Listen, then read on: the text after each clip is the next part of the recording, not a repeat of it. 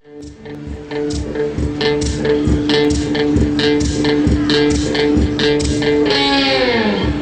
I believe in good vibrations is what creates a beautiful nation. All you need is the will to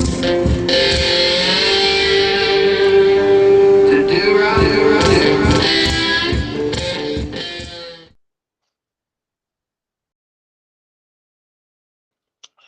And we're live. Welcome to a brand new episode of I Forgot to Ask What Today's Episode Was Named. I am your host, Jay Fry, and with me is Sean. How's it going, Sean? It's Monday. We're here, and it's going. Garrick's possibly here. Are you on there in the back burner, Garrick? Yep, as per usual. So, can you hear him? No, he's typing. Fucking guy. Nobody can see. He's like, hey, gang, how's it going? He's at work, he says. I'd like to welcome you all to my Whispercast. Did you ever watch Mario Brothers growing up? Mario The Brothers. TV show? Like the Super Mario Super Show?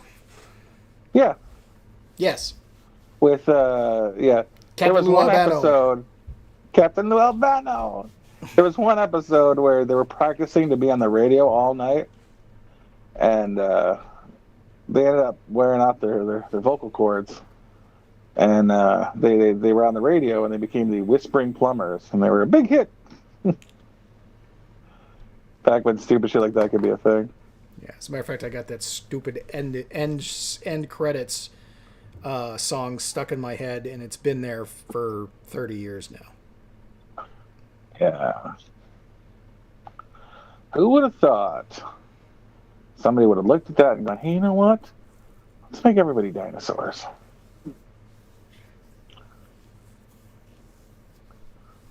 King Koopa?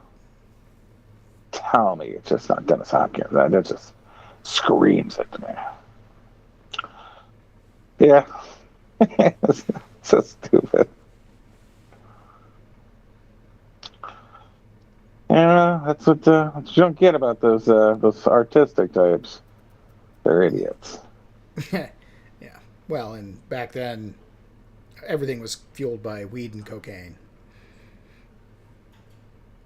Looking at you, decent Stephen King books.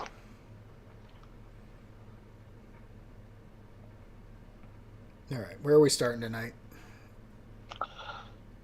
Oh, if Garrick ever gets off shift, we could talk about the road workers that built the highway to the danger zone.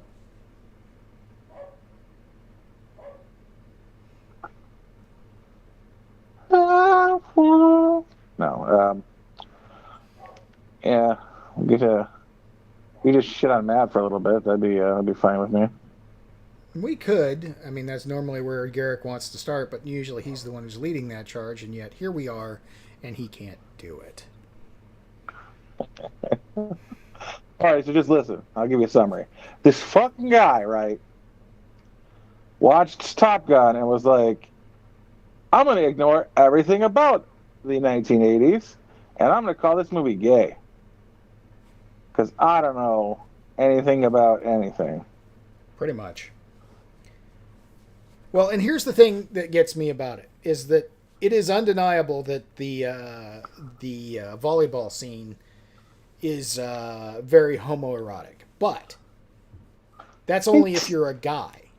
What that scene is eye candy for the ladies. And you've got to remember what Top Gun is. It is a summer blockbuster movie that is going to... It needs an audience. So it's going to get an audience for dudes because it's about jet fighters. And jet fighters are fucking testosterone fueled and cool as hell. So you've already got the guys coming to see the movie. How do you get the women to come see this movie? About dudes? Volleyball field. It was a beach. Calm your shit. Whatever. And I'm a big fan of beach volleyball. Yeah, women's. And that's one of the few things. Both. If you saw our 2008 group, fucking our guys were. One of our guys was like 5'10". I cannot think of the team's name, and I can't think of the girl's name either. Oh, Kerry Walsh, and anyway, one of the guys was like 6'9", and he was a spiker, and the other guy was like 5'10", 5'11", and he was a setter, and they worked flawlessly together. It was like the opposite of watching synchronized swimming. And the same thing with Missy May Trainer and Kerry Walsh. Yeah. I don't remember which one's which, but I think Missy May Trainer was a short one. But yeah, Kelly Walsh was like maybe 6'1". Missy was like whatever chick size is coming.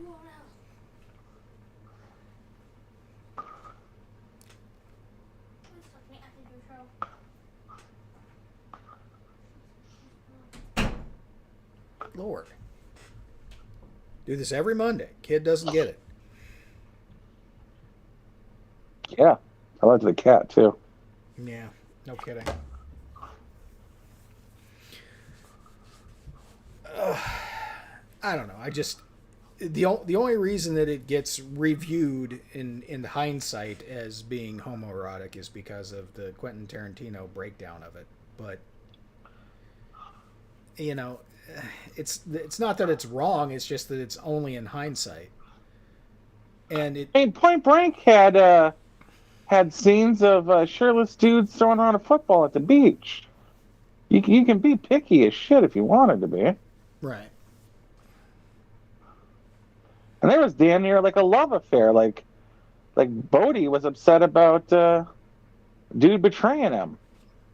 So he takes his girlfriend. Because his heart hurts. Right. Like, you can do that with anything. Like, you betrayed me. I loved you.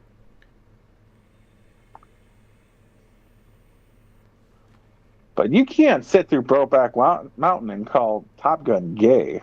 Right. Yeah. If you have on your list of movies that you enjoyed and have seen more than once, and for Matt, Brokeback Mountain is one of them, you don't get to. I need a new cable modem. It's been crappy for the last 2 weeks. Really? This is you? Because I'm at work. No, it's me. Yeah, it's I'm on my my cell internet. phone. It's my internet. I've got my cable modem is like a decade old, and I need a new one. So I'll be buying one of those. Mine is. Is that when you should replace it? Because mine is. I moved into Tennessee in October 2015. So October 2015. Yeah, mine's it's old, and it's been fine up until now, but it's time. It's given up the ghost. So it's time. So hopefully I'll have to check my funds, but I'm gonna order another one, and I'm not gonna get one from Cox because their rental fees are ridiculous. So Cox cable. I mean, I guess there's a scene in DOA. Not saying DOA is a good movie, but I watch it. And they have a beach volleyball scene, and I enjoy it, but I'm not pulling my pants down enjoying it.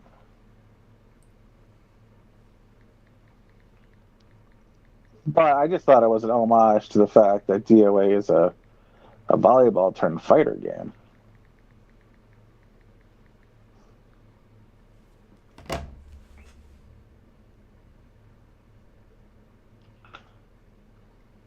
I don't know. What would you rate Top Gun as a movie, though?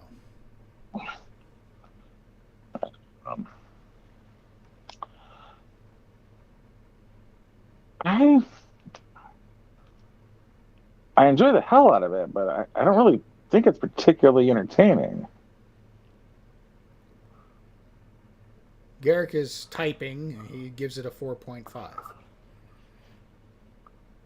For what? I would give it a solid 4 as an entertainment movie. For the longest time, it was the gold standard to put into THX and surround sound displays and video displays in retail stores where you would go to buy that stuff back in the day. That would be what you would put up there because of the THX sound, and the visuals were stunning enough that it was a a common enough reference point for people to go, ooh, that really looks good, or ooh, that really sounds good. It's a engaging movie. Yeah, but I wasn't particularly entertained.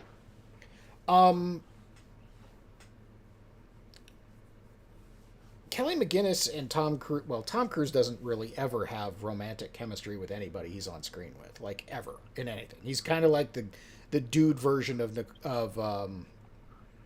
Katherine Heigl or Natalie Portman. Natalie Portman can't have romantic chemistry with anybody that she's on screen with, like ever.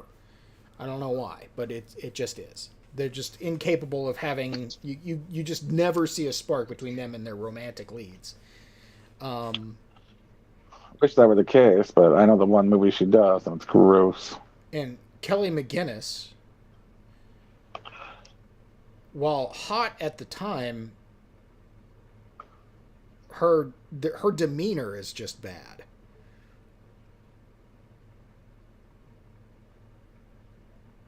And there's absolutely no reason those two would cross streams. There's no reason for there to be any sexual tension. It should just be adversarial. It should just be, look, bitch, you're not the one flying these things. I know what the fuck I'm talking about. And she needs to be like, put protocols and blah, blah, blah, blah, blah, whatever, I don't know. It's weak as a love story.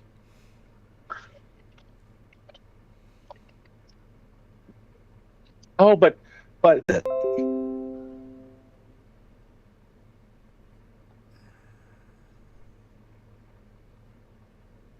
okay. Between your technical difficulties and mine, this is going to be it's a good thing we don't have anybody watching. I'll just leave it at that.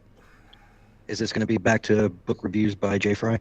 No, it's not going to be that bad, but hopefully when it that goes... That was good. The upload should be fine, but the live show is suffering because of the disconnects I'm having.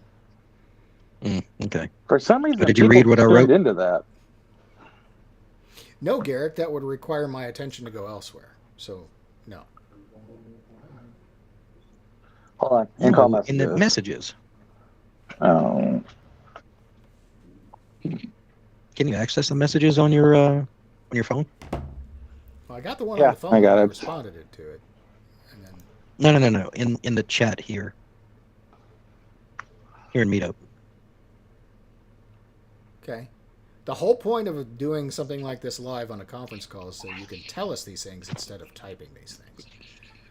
Well, I agree with you that it's a entertainment movie, and to Jay's point about the sound effects and stuff like that, it's like Days of Thunder or Ford v Ferrari. It's something you got to watch in the theaters or with a really good sound system. I said nothing about sound effects. I did. Oh, sorry. Oh, the THC, yeah. I still haven't seen the new Top Gun, but I heard it was really good. That's what everybody's saying. Which makes me wonder, Top Gun 2 real good, or a movie in general real good? Well, my thinking is that it's inoffensive and probably just as good as the first one, but we're lacking in entertainment so bad that it seems good by comparison. It's probably mediocre, honestly. I don't like Mary Sue's. I don't like incredibly gifted people in ways that you can't be that gifted. Like Harry Potter going to Hogwarts and knowing all the spells would be ridiculous. But they did it with Star Wars. I watched it. If you guys were on Instagram, I No, would they have sent it to ruined. you. Get it right. They ruined Star Wars with it. Yeah, well, I didn't watch them, but they're on Instagram yesterday. I saw this. This lady took out her phone during the end of whatever the last Star Wars is with the Rey, and apparently, like it took her a minute, but they're like, Rey, what is your last name? And she's like, oh no, bitch, don't you dare! And like the crowd around her started flipping the fuck out. And she turns to the side and like force ghosts or whatever they're called. And she names herself Rey Skywalker. And literally people kicked doors open and left. Like in her camera frame, it's still dark, and I see a guy struggling to put on a jacket, angry, as he leaves. I don't know if Star Trek has mid or post credit scenes, but these fucking people were pissed.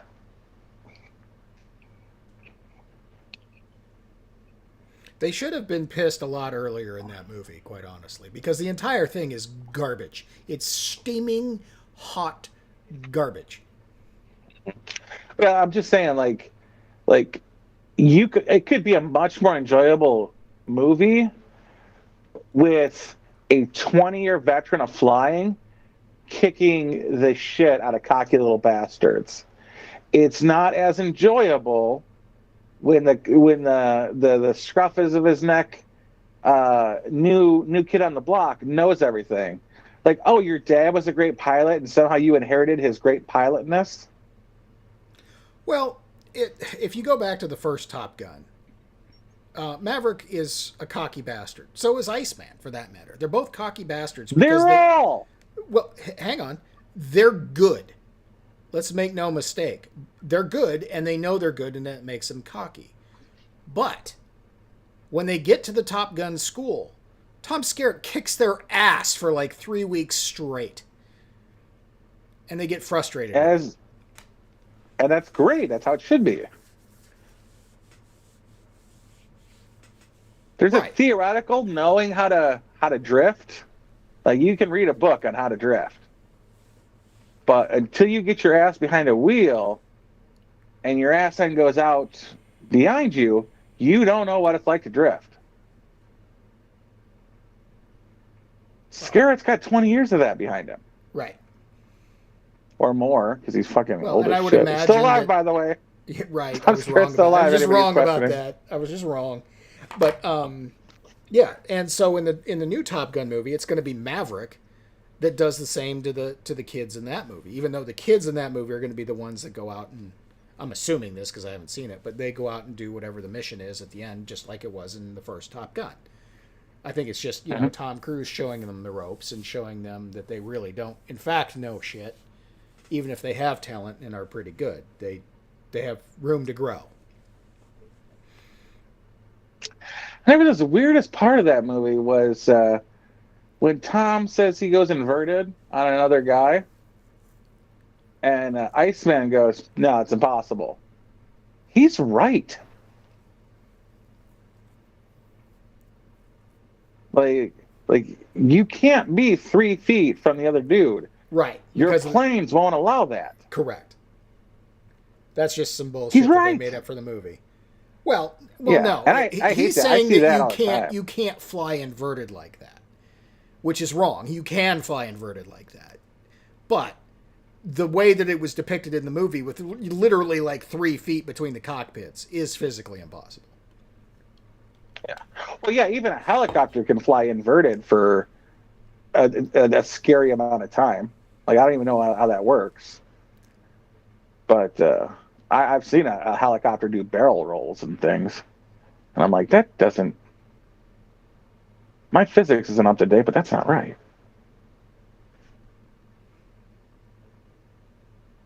How are you upside down creating lift? Well, it depends on what kind of helicopter it is and how the blades are cantered. Is there a control to canter the blade? Yeah, the new helicopters can. They have variable position rotors, so yes, they can. They can because in order for them to fly forward at a sustained speed or an accelerating, they have to decrease the lift value so that they lower their resistance so they can move forward faster. They don't need as much lift once they're up. Like it takes more lift force to get something straight up, straight down. And then as you're moving forward, you need less actual lift and more forward motion. So most newer helicopters would have a variable rotor angle that they can employ. How advanced that gets, I don't know. Like I don't know if it can fully reverse to allow for upside down operation, but I don't know.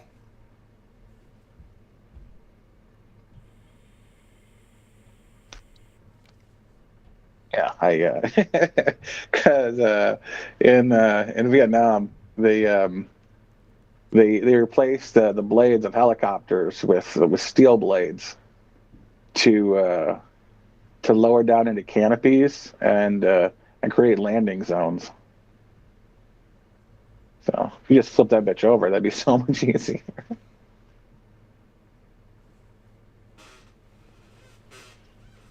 But yeah, I don't know. I think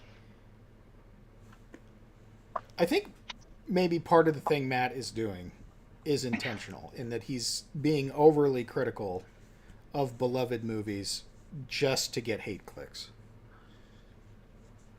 Do you think he's actually after an article?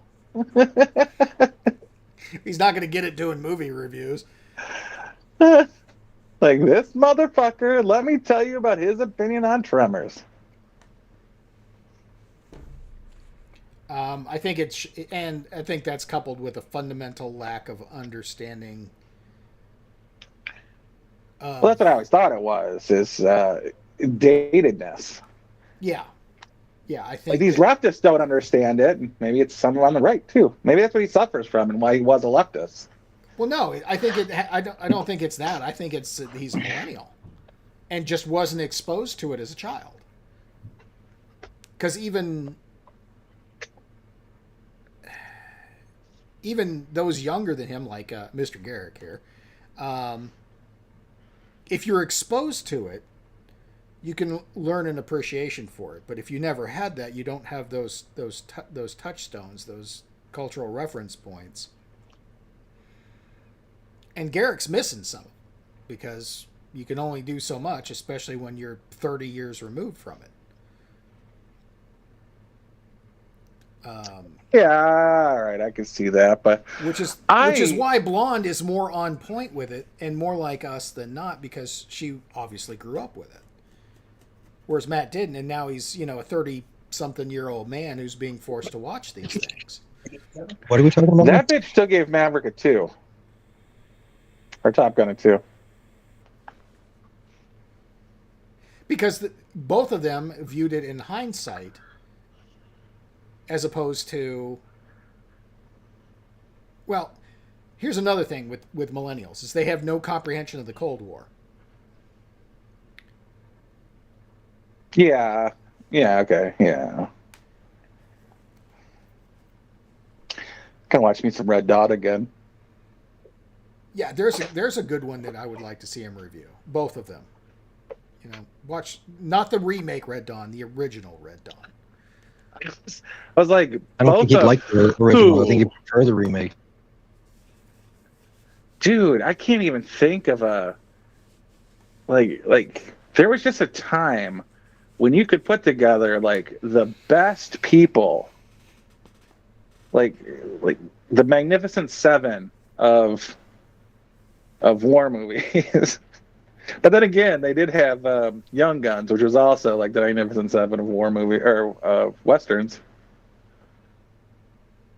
The Expendables of westerns.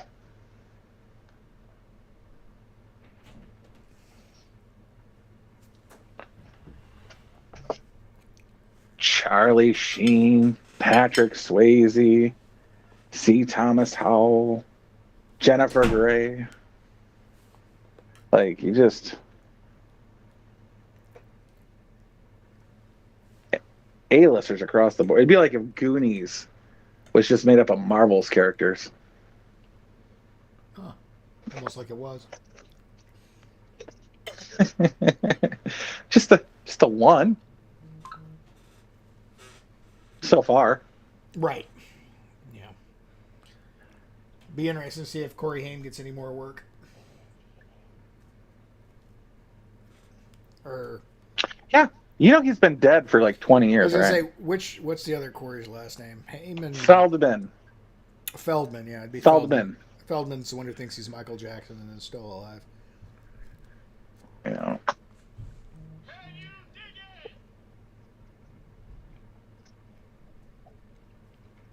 I mean, to be fair, though, he was friends with Michael Jackson.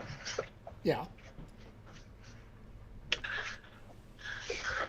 Like, there's a difference between claiming you can out moonwalk the King of Pop and the King of Pop teaching you how to moonwalk and then out moonwalking him. Well, Macaulay Culkin was friends with him, too. Yeah, and I give him the same opportunity to emulate Michael Jackson.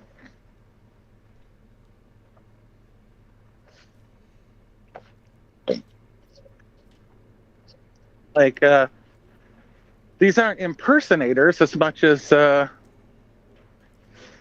Homage givers. I don't know. Not homage so much as I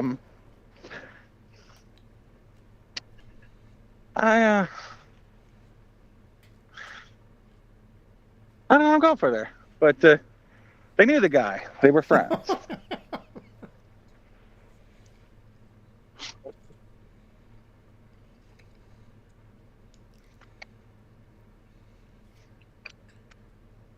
I guess it depends on where you fall on the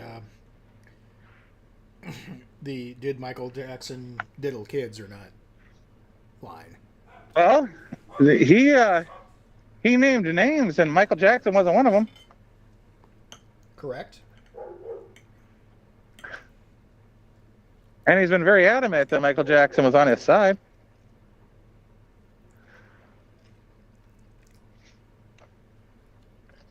I just think Michael Jackson suffered from a lack of... that would look bad, sir.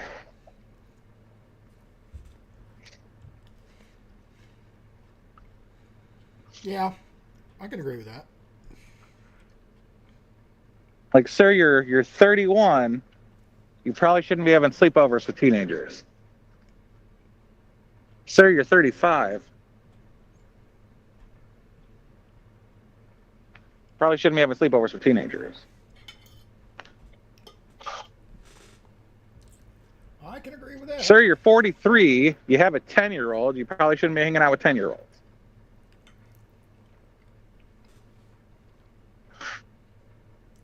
But on the But other I mean, hand, there is a big difference. I can see why he would want to hang out with those who are younger, because they wouldn't be trying to use him for money or clout. The kids want one thing from you, and it's candy. Pretty much. And it's nice to know that.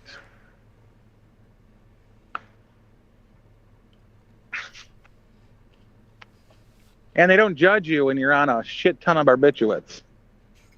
There's that too. They just think you're sleepy. And they'll cuddle you while you're high as shit. So that's nice. But I think what we're suffering from here, and you know, it just, every day it draws more into question about what I know about history, is seeing the news.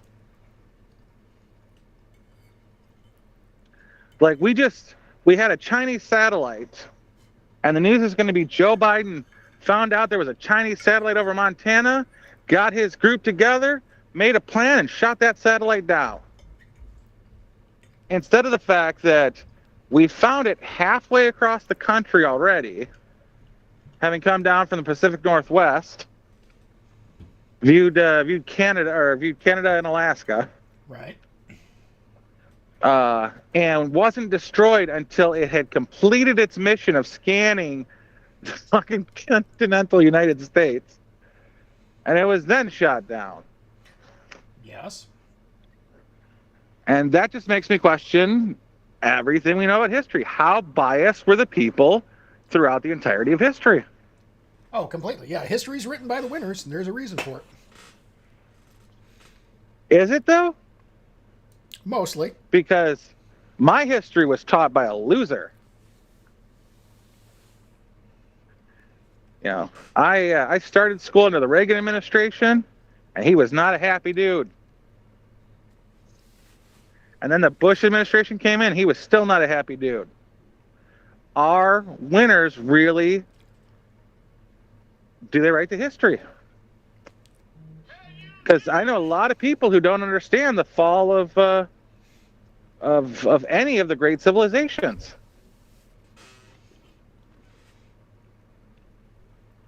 Greeks didn't lose a major battle. They gathered up and had their slaves destroyed them from within. And no one teaches that because they could say, hey, blacks were slaves. That's a bad correlation between slaves rising up, becoming dominant, getting votes in the Senate, and taking over and destroying Greece to African Americans. So we don't teach that. I don't think it's that concise. I think when I say that history is written by the winners, I mean not that they're...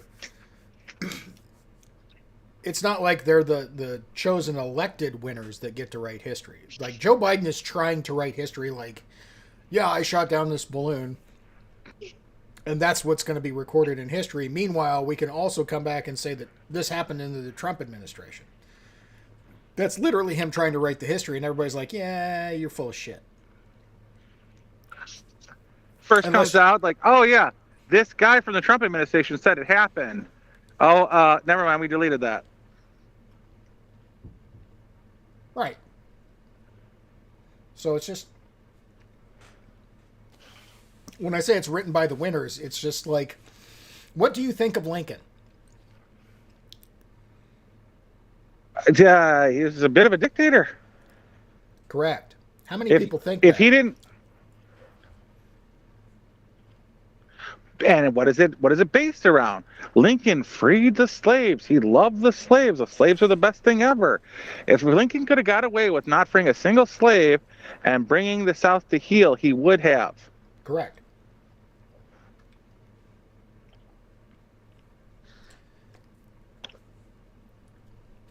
But he did win the Civil War, or his side won the Civil War. And then he luckily became a martyr that you could lionize. And therefore, everybody that doesn't have the ability to actually look and see what happened for themselves, or care to, just buys hook, line, and sinker the line that Lincoln freed the slaves and was one of the best things that ever happened in America. Mm-hmm. He wasn't. But at the same time, we have the founders who absolutely intentionally made it so that the slaves could be freed. And they were slave owners. They took steps to make sure slaves could be freed. The founding of our country was based on the ability to eventually free slaves. But that doesn't help the oppressed at this point. Who's oppressed?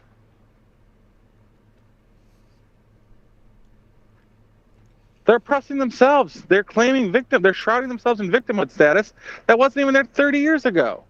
Right.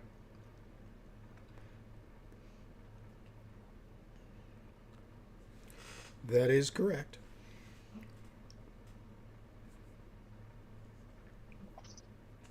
Because it's down to utility. Okay. But that's neither here nor there. But when it comes to the balloon, there's a couple of legitimate reasons not to shoot it down while it's actually overhead. Absolutely. It's called collateral damage. Not even collateral damage. You don't know for certain what's on that balloon. Right? It could be rigged like, to do catastrophic damage should you take it down, causing collateral damage down below, or intentional. In this case, intentional damage down below. The other thing, it's a Chinese balloon. Could be carrying a viral payload. Because where did the coof come from? Oh, we're going with China? Yeah. We know it's a Chinese balloon. We don't know if it's carrying a viral load Swiss or chocolate not. factory. Right. We don't know if it's carrying a viral load or not. Tim Pool is off talking about it could be an EMP, it could be an antimatter bomb, it could be all this other stuff. I mean, he's really turning into a weaker version of Alex Jones with all this shit. More than likely, if it's carrying anything, it's carrying a chemical weapon. So I understand why maybe you don't shoot it down right away. I disagree with that. I think you shoot it down anyway. But that is a legitimate reason not to do it.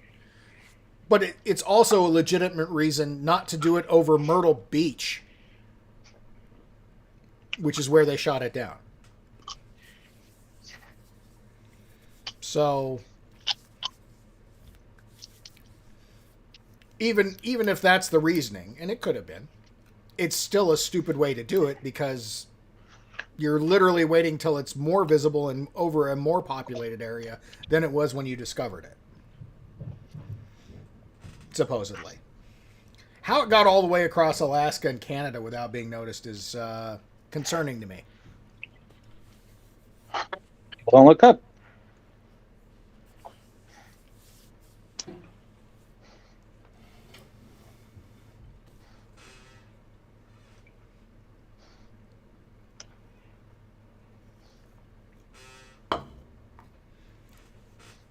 Either way, it's a complete fuck up.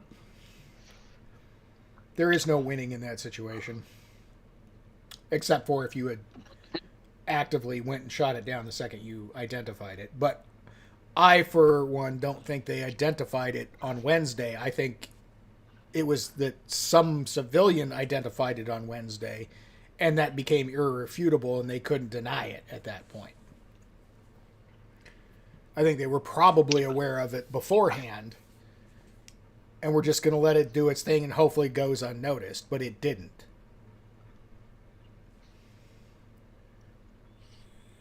Mm-hmm.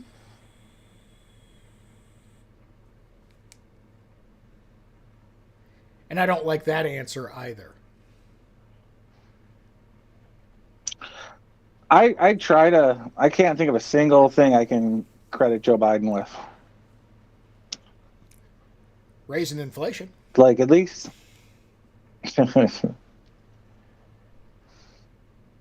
Don't you want to wear a $5,000 suit? Smoke a $300 cigar? No. Drive a $60,000 Cadillac? Hell, anymore, that's a cheap Cadillac. Wow. That bit was written in the 80s. Yep. We were rewrapping my mom's grandma's china, and there were sales papers for 66 Mustangs for $3,500, brand new off the lot. Yep. I was like, holy shit.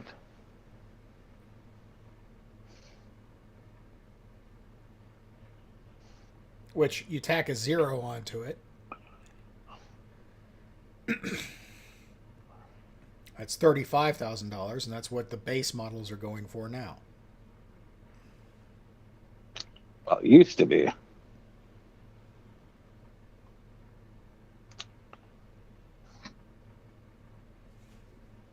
wonder what fully loaded meant back then.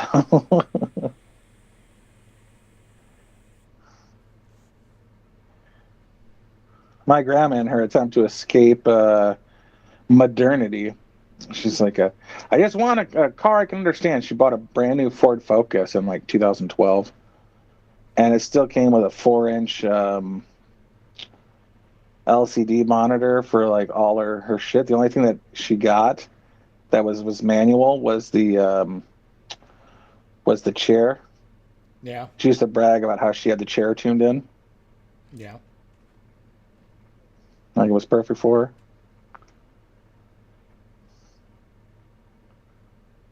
Used to make me laugh.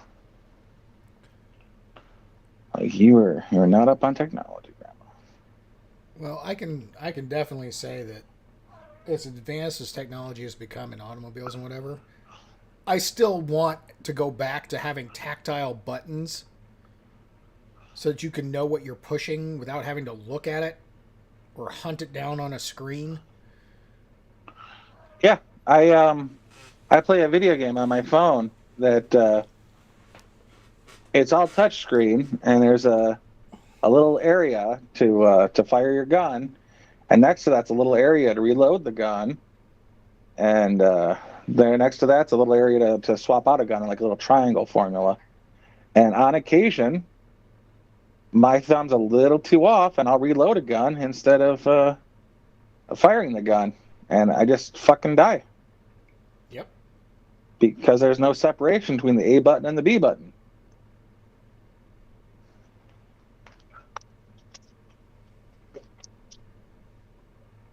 Yeah, it used to be you could pick up a phone and dial a number.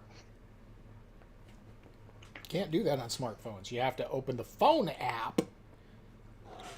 Then you have to open up the dial pad.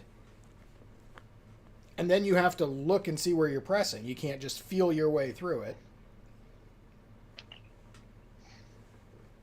And that is, while it's technological progression in a way, it's actually regression because you're making it harder to do something that we already had figured out long before. Yeah, you ever seen Burn Notice? I've seen an episode or two. I didn't really watch it religiously. Yeah. Michael Weston pulls out his flip phone and hotkeys a phone number and texts it all without looking at it. You can't do that now. Nope.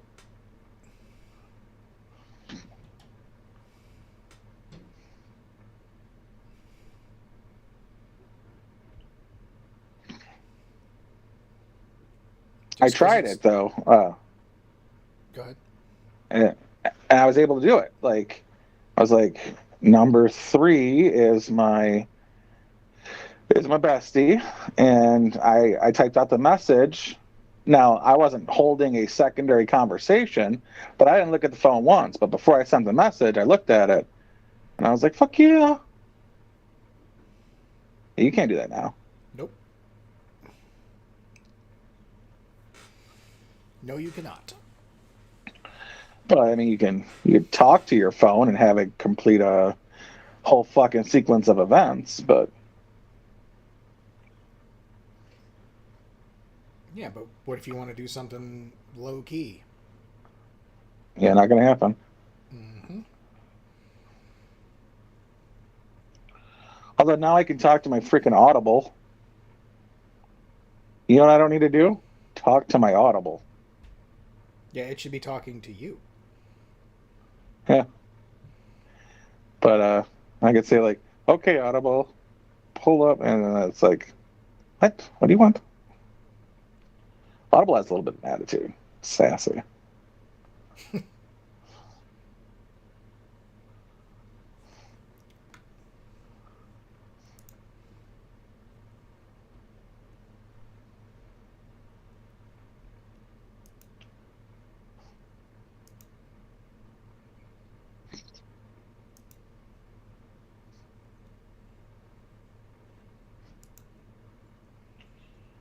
What are you doing, Garrick?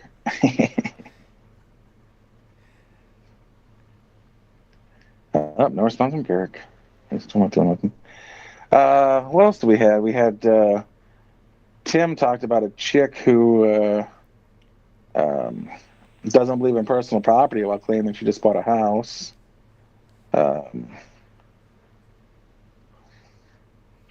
Those freaking people from the Grammys, because they're not satanic enough. Let's just talk real briefly about the serendipitous nature of that performance going down, and then within 3 seconds a Pfizer ad coming up. Well, the Grammys were brought to you by Pfizer. Right.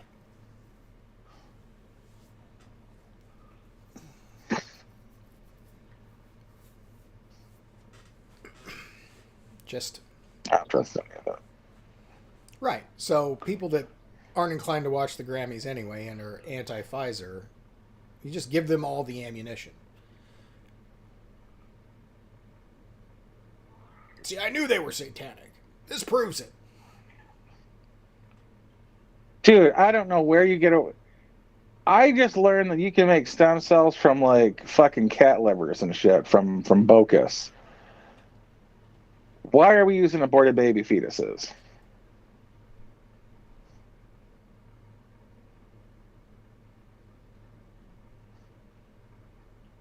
If you can literally make it out of other parts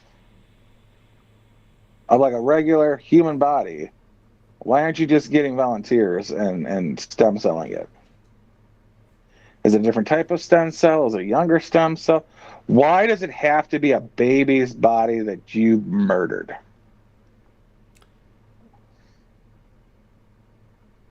In this case, this is going to sound terrible, but it's probably their rationale. Recycling. They're going to kill it anyway. Might as well use it. Not the other way around. They're not killing it to get that. They're going to kill it anyway. Best not to let it go to waste.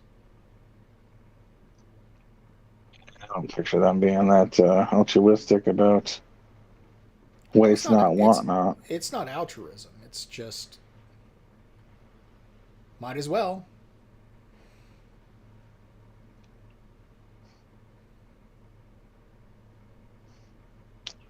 I think it's a necessary part of Satanism. Yeah, it's becoming like really? Like, isn't there like a thing about the blood of the innocent? Probably. Well, if I'm not like, mistaken, oh no, didn't Madonna introduce Sam, whatever his name is, in the thing from Germany that sang that song and did that performance? Didn't she introduce it? Possibly. Who knows? Am I wrong about that? I didn't see it. I don't care for it. I don't watch it. I don't do anything Hollywood related anymore. We do need to address the fact that Madonna looks like a frickin' freak.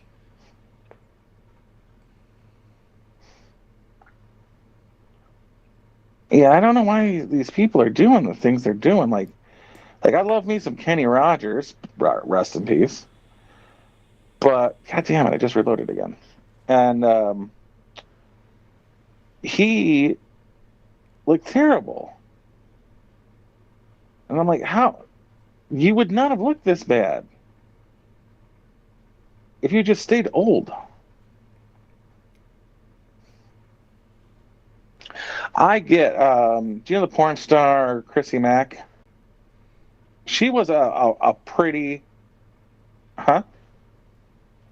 What's up with your phone? Or what's your router? She was an attractive woman. Not the most beautiful, but she was very pretty. She was in a relationship with a MMA fighter called War Machine. And he beat the absolute... He's in prison for it. He beat the crap out of her. He fucked her up. And she had to get facial reconstruction surgery. And she looks different now. Not bad. Doesn't look the same. Doesn't look good. But, like... There's another girl who was pretty named Bridget B. who does a lot of Skinemax type roles. With her big old Colombian fake titties. She just is a fan of plastic surgery and looks just as different as the girl who had facial reconstruction surgery. And there's these people who just think that's a thing. And I'm like, no, you looked better before. Right. Well, I get you, you're your worst judge, but Jesus. You don't even have to go to obscure people like that. You can go to Meg Ryan or Jennifer Grey. Well, Jennifer Grey made a mistake. Let's just leave it at that. And I understand why she made that mistake, but it was just a mistake. But like Meg Ryan looks like shit, and she didn't need to. Megan Fox, same thing. And Megan Fox is younger than I am, and she's already started down that road, which is ridiculous. That's maintenance. That's a new thing. Get it while you're young. And let these people become used to you. She's also satanic in her own right, little Nas ass. I like to swap blood with my partner, a la Angelina Jolie. Yeah, whatever.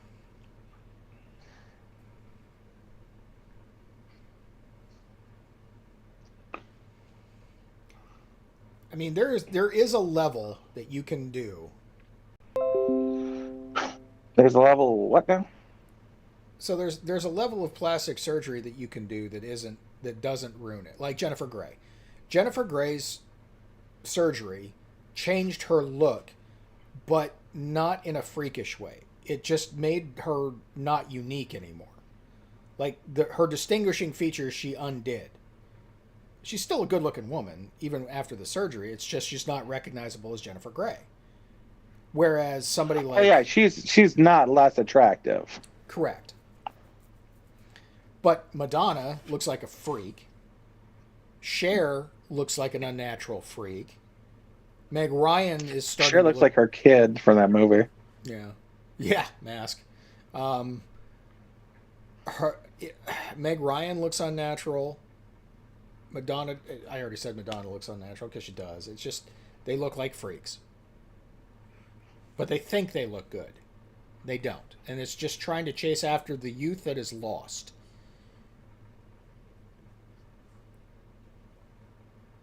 I'm sure Meg Ryan's aging process would have left her looking like Helen Mirren. Like, it's not something she needed to do at all. But she did because of the lack of... or the glorification of the youthful look.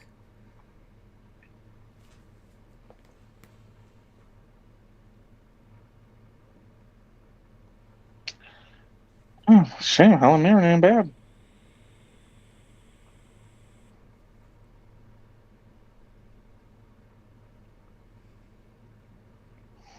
Right. That's the point.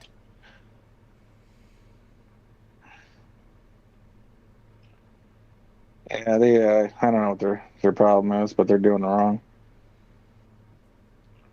Everyone's doing it wrong, except me. Well, and as a guy, it's not something I'm going to probably ever need to entertain or think about. Oh, I'm going to age awfully, and I'm perfectly fine with that. Right? But then you get dudes like Kenny Rogers. I can't think of any other male stars that have had noticeable surgery. I'm sure Harrison Ford's had some. Mickey Rourke. Oh yeah, Mickey Rourke. Good call. Yeah, he looks like like the guy from Mask again. Sean Patrick. That might have been alcohol.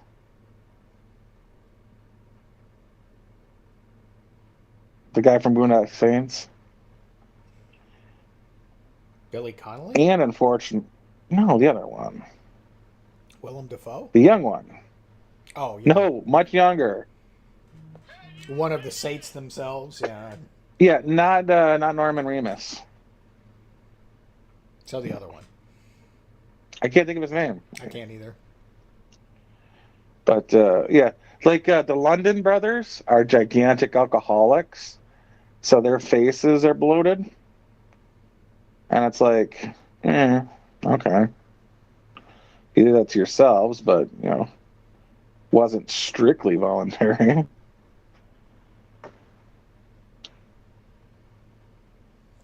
I don't understand the mentality it takes to think that any of that looks good.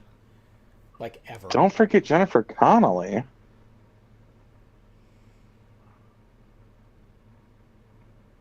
Jennifer Connelly has had some work done. Unnecessarily, I might add. well, half Jewish. So Don't care. well, I'm just saying that it goes with the Jennifer Grey, who's the whole Jewish. Mm. She had to cash in that bat mitzvah nose surgery before it expired.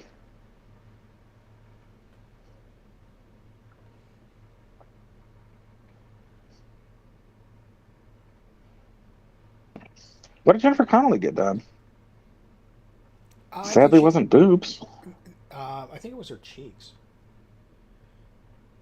Because if you look at her, her face is like definitely thinner than it used to be.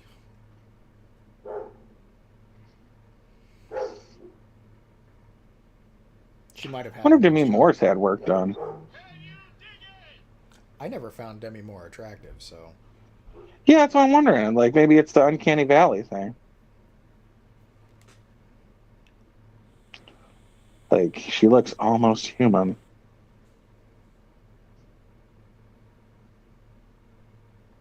Like, even in, what was it, summer school? It was probably the best she ever looked, and she still wasn't all that attractive. I mean, she looked great in striptease from the neck down. I don't know what, she's not unattractive. I can't point to any feature. Not that, like, all right, so Jennifer Grey's least attractive feature was her nose. And it was also her best feature. Like, if you could point to something like your nose, that's your problem. But then it's like, it's like your only superpower. Yeah, like the rest of you. She'll show up in stuff now that she's had the work done, and it takes me forever to recognize that's who that is. She's Mindy in Friends. Wasn't she is Jennifer. She's Jennifer Aniston's best friend. Shows up periodically throughout like 10 fucking years of TV show, and it wasn't obvious because she fucking got her nose done. Right, she doesn't look like herself. I spent half of the that shit movie Ritual, which is the third of the three Tales from the Crypt movies. And I'm like, who is this chick? I know this chick. I feel comfortable with this chick. I just don't know who this chick is. It was fucking Jennifer Grey.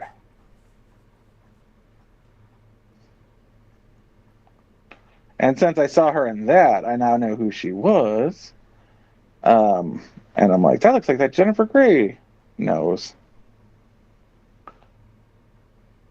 And then rewatching Friends, I was like, son of a bitch, that's Jennifer Grey. I would have just thought it was somebody not famous. I think Nick Cage has had work done. See, Nick Cage is either subtle or alcoholism. Right. It's hard to tell. Could be the booze. Could be just aging poorly. Could be work. Who knows? Now, John Travolta's had some subtle work done, but is also aging. Yeah. So it's like,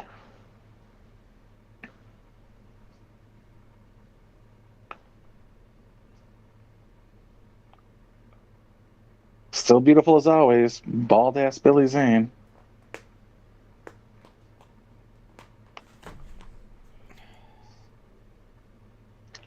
Who makes me feel better about myself as a bald man.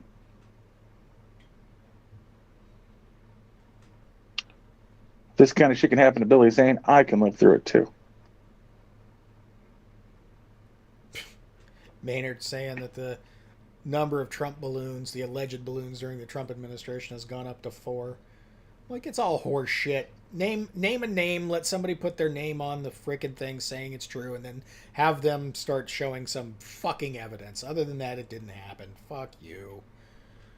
So many balloons. Just inundated with balloons during the Trump administration. So many balloons. The best balloons, some would say.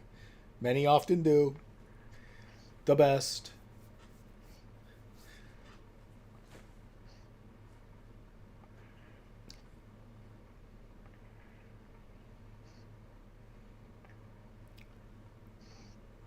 such BS. Even the media likes their whataboutism. Right. Well, not only that, but okay, even if you are anti-Trump, and even if you are pro-Democrat, there's still got to be a part of you that's got to look at this particular administration and Joe Biden himself and everybody underneath him and go, why are we carrying water for these fucking fools? The only thing it can do is make us look bad. They are so beyond incompetent. Every single one of them. So beyond incompetent. It's bad. It's got to be what it feels like at the end of the Reagan administration. He's still a good man.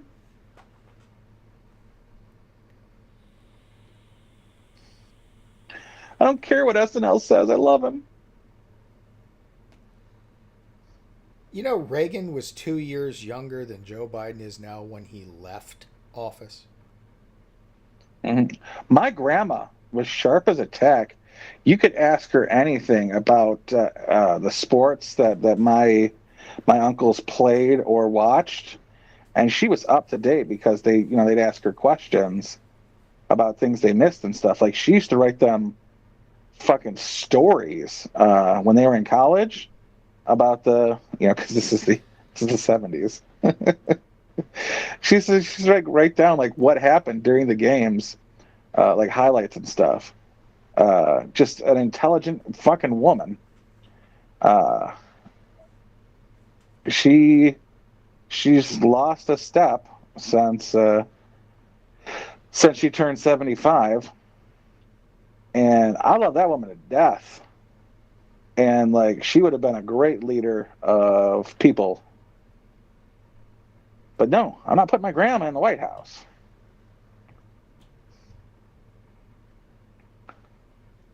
And that's someone I've known my whole life and trust. Fuck you, Joe Biden. Well, that's the other thing too. Is like, it's why I won't vote for Trump again. Yeah, 2020 rolls around, and people forgot why Joe Biden was laughed out of a presidential nomination in 1988. Like, none of the things that happened that caused him to lose the nomination in 88 have been addressed, apologized, walked back, or anything other than being exposed for being a lying piece of shit. But 30 years later, so we're going to elect him as president. It's just ridiculous.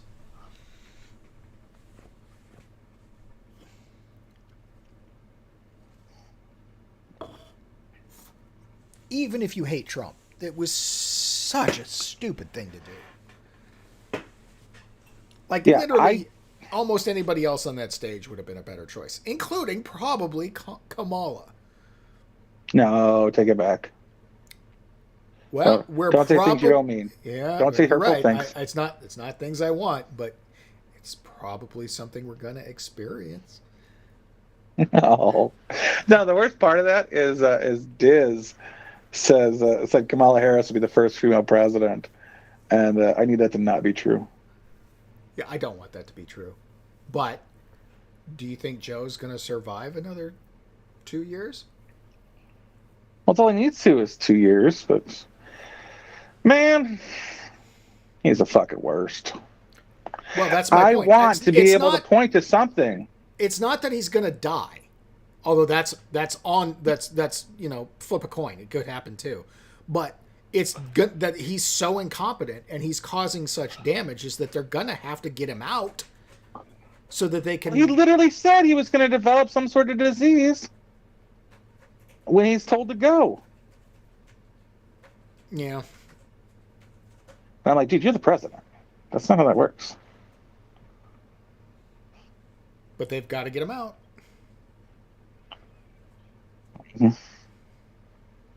He is terrible. I like to joke about say what you want about Obama, but he kept Romney and McCain out of the presidency. So, right. It's a fair joke because fuck both McCain and Romney. Right. Fucking Michiganers and those goddamn Arizonans. says something about Arizona when they choose to live there like that. But he was a carpetbagger. That was Glenn's big thing. He's like, I chose to live in Tennessee. I'm like, I don't know if that's a good thing, buddy. I liked it. Like, I traveled the world in WWE, and I chose to settle down in Knoxville, Tennessee. I'm like, yeah, fair point. But I'm talking about Biden now. I don't have a thing I can point to. Like, oh, yes, it was great that you lowered the cost of insulin for families across the country, because insulin's something they need to live. But I would have appreciated if you didn't raise it in the first place. Trump had insulin lowered, you dickbag. You corrected his executive order and then placed your own. That doesn't count.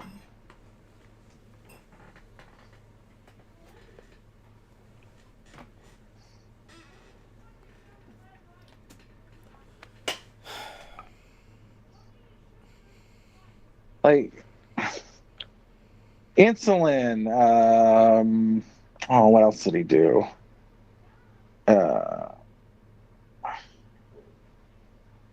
He did a couple other things exactly like that. He took things from the Trump administration, canceled them, and then reinstated them as if they were his. Well, fuck you. Yeah, the Remain in Mexico policy was one of them. Yeah, and fuck you for... This is under the Obama administration. He started this. Saved or created jobs. The government does not save or create jobs. They are the antithesis to that. They're the ones who keep you from having jobs. But the idea behind saved or created, there's no math for that. There's no accounting for that. There's no logic in that. Yeah, well, it's just, again, this is them trying to rewrite history. No, it's what we say it is, not what you see with your own lion eyes and ears and facts and shit. It's what we tell you it is. Lion eyes? I think lion eyes would be pretty good. Not lion eyes. My buddy, I tell a story on occasion. His name's Masters. His family created Window Masters, which is they rival like a home window company and stuff like that back in the day, Anderson. And my southern father would say, yeah, your daddy wasn't a glass maker. And he never understood the reference because his daddy was a glass maker. My daddy is a glass maker. Like, he means sit down. He can't see the TV through you. You're the glass he didn't make. Get out of the way. No. But my daddy was a glass maker.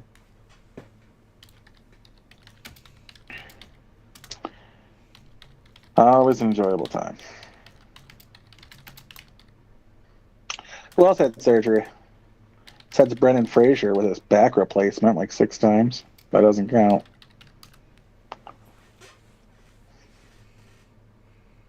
Poor fucking Jeremy Renner run himself over with his snowplow. We didn't talk about that. No, not really. And apparently he's lucky to be alive. Yeah. Something like several bajillion bones were broken. But, that's not the first weird fucking thing like that to happen. Anton Yelchin, he got run over by his own Jeep. Yep. Yeah. How does that happen? It was a lot more frequent than I led to believe, Well, it was a Jeep Grand Cherokee. So, I mean, is there like a thing that they teach you? Like, is there like a Hollywood driving school? And this might be like an error? Where you forget to put it in park? Yeah, or like you're so used to like a not a real running car or something that like the entire time it's just in neutral, so you don't fucking shift gears or some nonsense. I don't. Yeah, I don't know. It's not the first time that happened, and that's fucking retarded.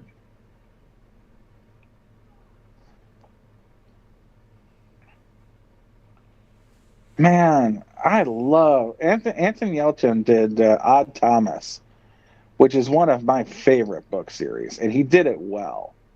The only thing that really fucked that book up for me into the movie was the course. For some reason, you have to add in that fucking hobbit of a dude.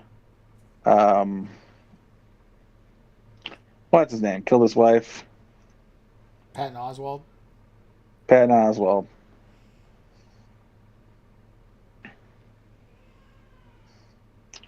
And he ruined that character, Ozzy Boone. God damn. The character is he makes breakfast for like 10 people, and it's like a lobster omelet with shaved truffles and whatever the fucking a really expensive rank ass cheeses. Like he's a connoisseur of food. He's a great big fat guy. Um, but he has a very elegant, artful life where he is the writer who pursues like he's got one of his writers like they said I couldn't write a detective that was bulimic, but I did 19 books in that series. Like he was a smooth, elegant, fucking just off the charts weird dude. His so fat that his Lincoln had to be reinforced. Um, Kind, caring guy, and then they made it Patton fucking Oswalt, who was just off the charts nutbaggery.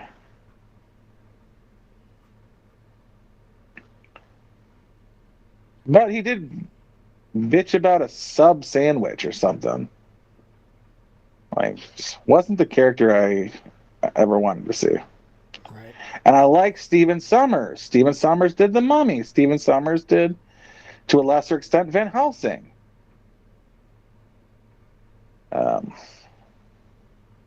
So, like, he's on my list. G.I. Joe is another Stephen Sommers director. Like, I don't mind the guy. I usually enjoy what he does, but don't Patton Oswalt me, man. Don't ever Patton Oswalt me. Looking at you, Blade 3. Marvel's television universe, whatever you're called. Yeah.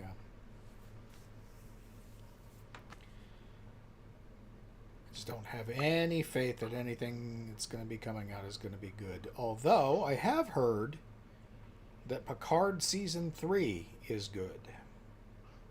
And I never cared for Picard. Or not Picard, but Next Generation. I preferred DS9 to TNG, but I liked the Next Generation. It was good. It was a good show.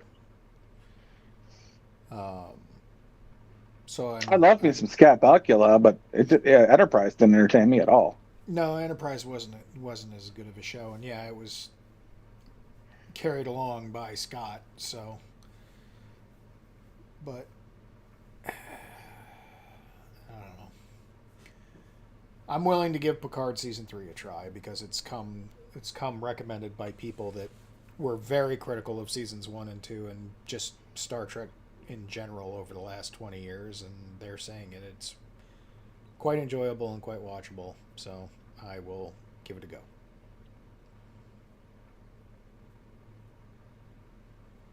Birdemic line up on your scale. All right, so if you ever get selected for Matt's list, that's got to be on it. I'm gonna have to I have to go into like the Discord or something and explain how truly awful the movie is and how it's a punishment. Like, listen, far too little of you people punish Matt. This is what we're here for. Yeah, he's rating objectively good movies poorly. I think he needs, recalibration, and we'll show him what bad actually is. Eagle nor Sisbert is this man. We got this.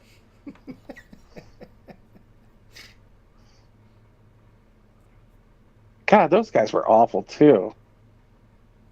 Critics suck. Especially Rotten Tomato critics. Like, how do you... That's just a job, like you're not making money off that. Who's hired you to do this job? It's definitely not the studios. Maynard, Velocipaster is high art compared to Birdemic.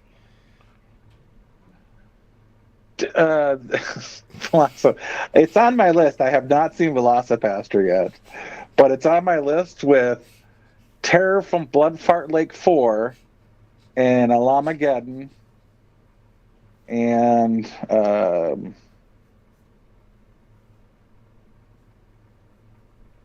I have not been in the mood for either of those.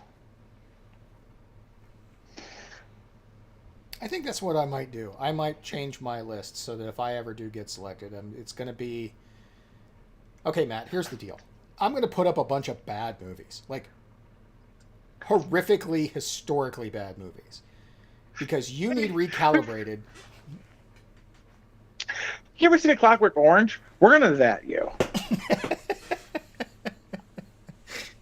So you need to take off this. We're gonna let the random IMDb choice come up. No, none of that shit. These are all intentionally bad movies so that you can understand how wrong you are about the objectively good ones. Did Jennifer Connelly get announced though? She might have. What Garrick's saying? Yeah, I've seen the chicks and she was like 16.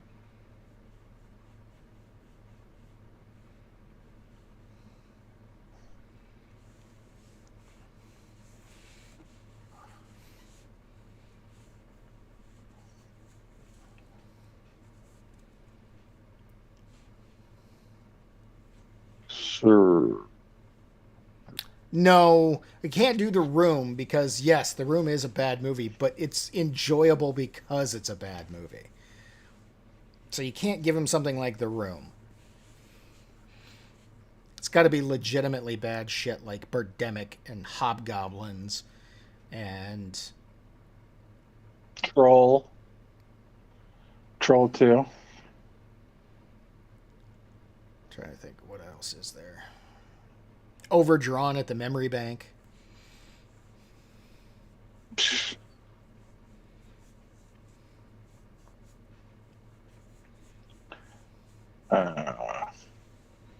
Earth Girls Are Easy. No. There's... Don't tell Mom the babysitter's dead. Hey now. Don't one stitch. Or no, that's Adventures in Babysitting. You don't have $1? I don't have a wiener.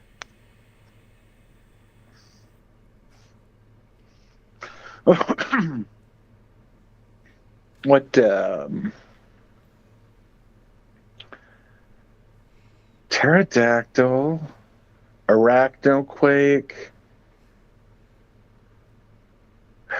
Not Lavalantula, but Tulantula. Yeah, Lavalantula is just... The first one is definitely just the next Police Academy movie, and that's too kind. Well, yeah, okay. But then the second one was just a regular fucking animal attack, creature feature. And I enjoy creature features. Don't get me wrong. But, no, it was so generic. You had to plug in Steven Spielberg for it to be even a thing. Oh, so on Twitter the other day, there's this horror chick. She's on Twitter, and she put a bunch of sequels to horror movies up there. And it was disappointing. Like, it was all the major ones.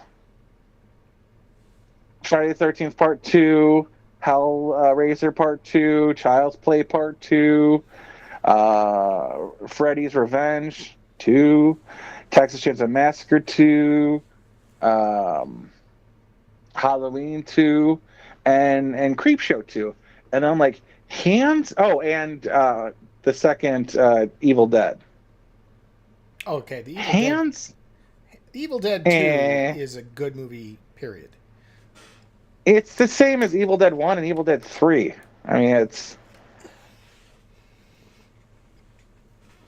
it's the second best movie on the list, but by far the best movie on that list is Creepshow 2.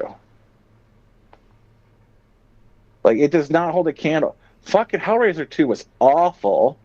Freddy's Revenge was against heterosexual norms, apparently. The only thing decent was the Friday the 13th was the introduction of Jason. Halloween 2 wasn't a bad sequel to Halloween 1. I mean, it literally was still the same fucking day. But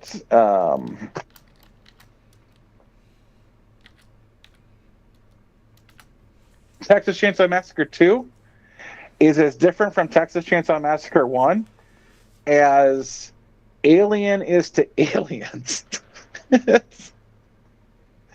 I mean, Toby Cooper went to the executives and just put an X next to Massacre. And then drew a cash symbol through it, and that's how you got Texas Chainsaw. No. They chased Toby Cooper down for 2.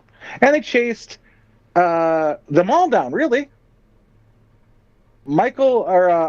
John Carpenter didn't want to do Halloween 2, The Return of Mike Myers, or whatever it's called.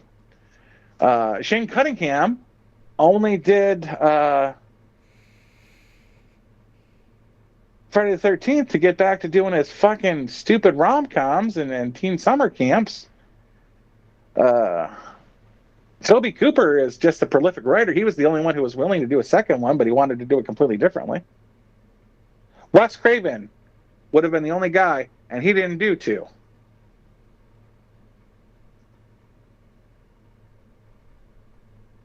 There was an atrocity taking place. And I don't think Sam Raimi understood how to do it, too. Because it included half of a 1.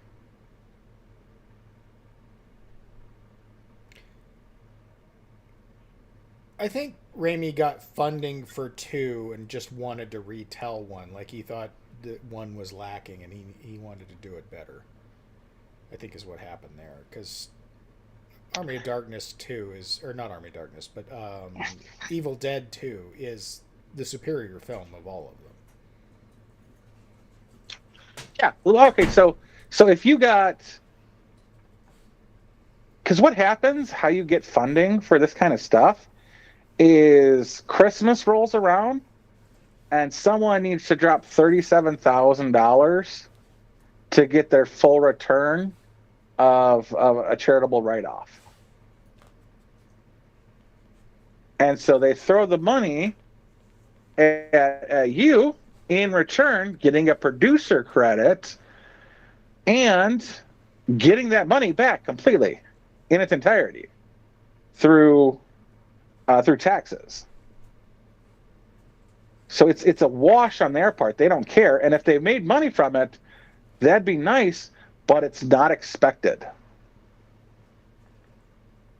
So you can be an asshole and hold out to something you think is going to make money, or you could see the original and go, you know what, if you had a little more money, that could have been golden.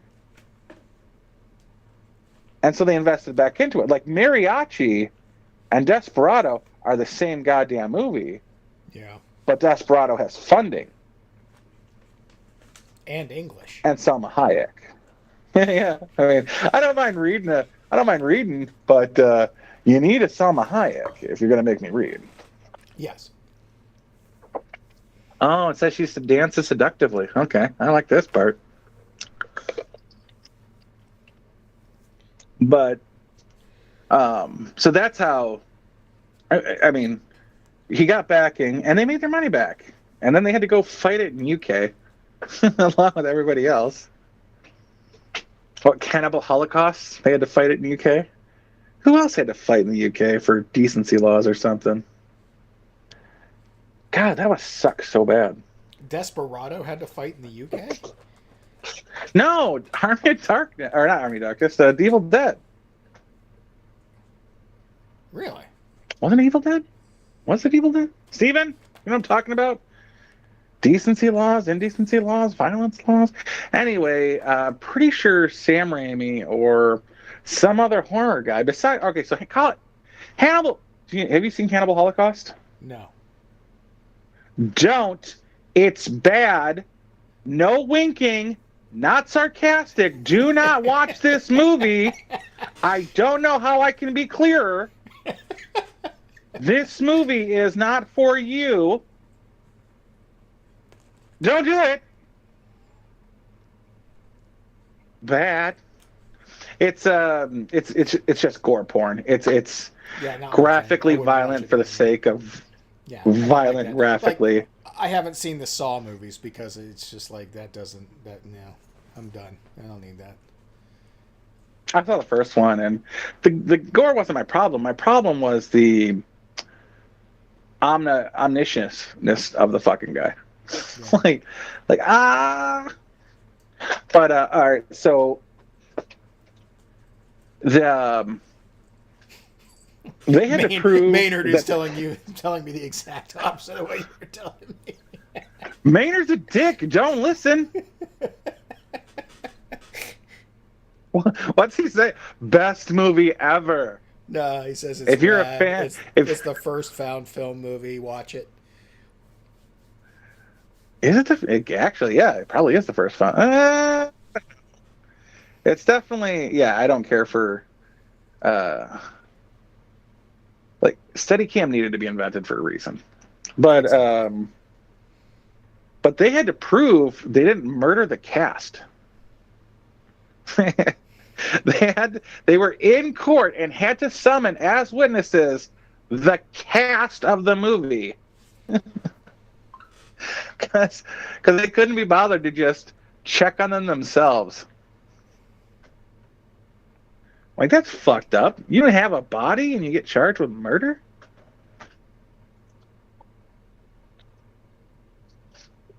No, it can't be Evil Dead. Was it Living Dead? Because Evil Dead is not really like 4 people get murdered. It's not that bad. 6 people? 4 people? Couple come back. I don't know what the math is on that.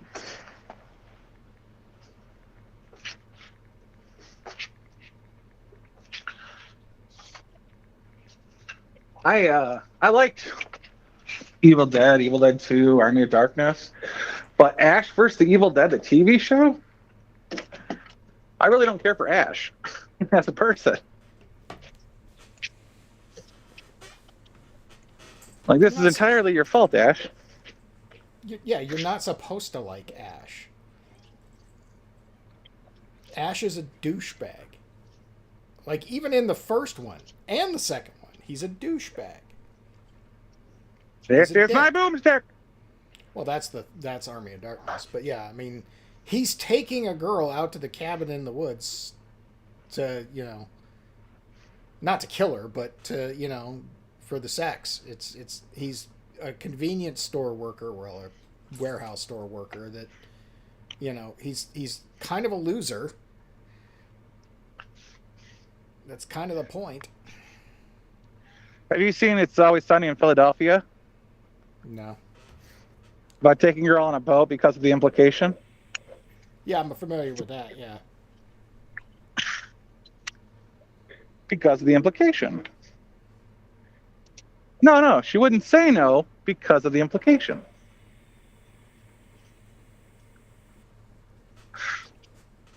Be funnier if it wasn't for Robert Wagner and Natalie Wood. Right. Oh, speaking of that, did you know there was a third person on the boat that night?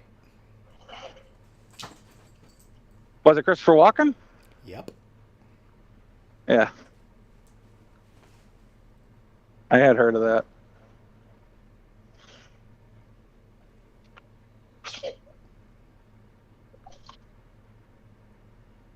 But Naya Riviera, she was a Glee girl and beautiful woman. But she was on a boat with her son, and she ended up dying the same way Natalie Woods did, allegedly. Mm-hmm.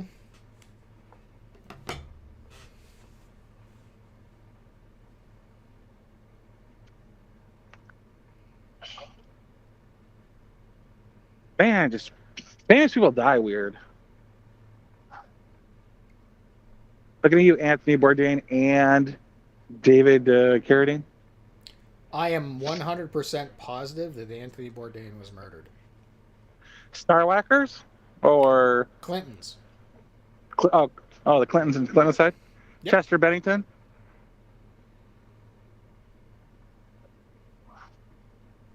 I don't know his story enough to say. I have just internet stuff about him, but apparently he was in doing a documentary about the missing children.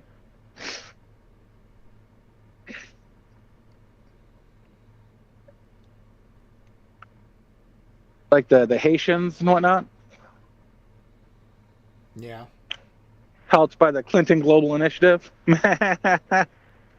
Well, I can tell you that Anthony Bourdain had gone at Hillary directly in some of the things he had said, and I think it had to do with his girlfriend or wife at the time. I don't know if they were married or not. But apparently he had some knowledge of some shit and was getting vocal. And then, oh, look, he killed himself. Sure he did. Right. Mm-hmm. He was literally on top of the world, had the best job ever created in the history of mankind. And yeah, he's it's not even a real fucking job. Here's what we're going to do. We're going to pay you to go on vacations and eat delicious meals. That's not a job. It's the best job. It's the best job ever created in the history of ever. Wait, wasn't Anthony Bourdain's girlfriend Asia Argento? Because she's weird in her own right. Not like Abramovich weird, but like her father casted her he's a director, Dario Argento, and if he needed a nude scene, he'd cast his daughters for the nude roles. Granted, they're Italian, but like that's fucking weird, bro. Yeah, there's some connection between his girlfriend or wife. Again, I don't know if they were married or not, but some direct connection between the girlfriend and the Clintons. Yeah, probably her prepubescent vagina. Probably.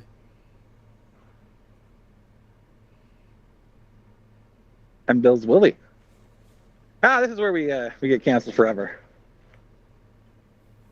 Coming to meet you. By the way, guys, sign up for our Rumble. And while you're at it, sign up for Neo Unrealist's Rumble. He moved over to Rumble because Susan got him. Yeah. Friends, and they had 2 friends. We would have a Ponzi scheme. Yeah. Okay, so yeah, my router does suck. I've got the new replacement in my Amazon cart, and we'll be buying it post-stream. Because your router sucks and you can't do it midstream. No. Yeah. Speaking of which, I got a notification about an hour into this stream about Google taking $10 out of my bank account for my meat. Yeah. And I was like, no. Thanks for the reminder. So you need to have 25 subs on Rumble to go live? Yeah, Neil posted it the other day. I think you can just go live. Like, I think I can go live on Rumble. Do you have 25 subs? Let me check. No, you used to have 100. Now you only have to have 25. No, I have 3. Am I one of them? I have no idea. I have 3 subscribers on Rumble. 3. And it's probably the 3 of you that are here now. After I get off here, I'm going to make sure I have your Rumble. So Sean Macron, right? No, it's Liberative. Oh, okay. I'll find it. Yeah, try to keep it consistent. I just can't on Twitter anymore.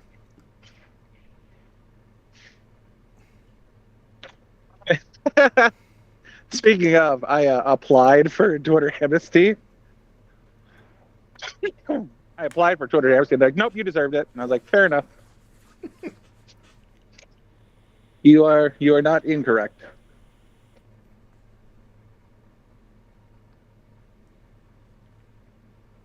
But I promise I'll be better. Well, Blonde got hers back, for God's sake.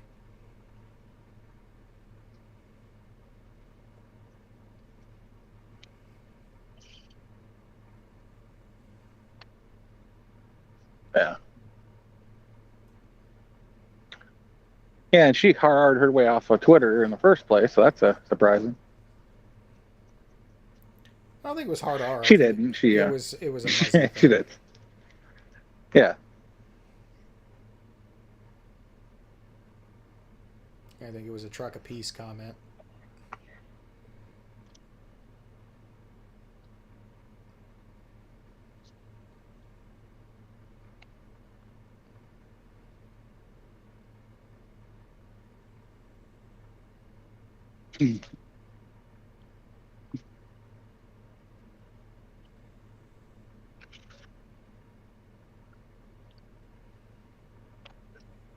Good old trucks apiece.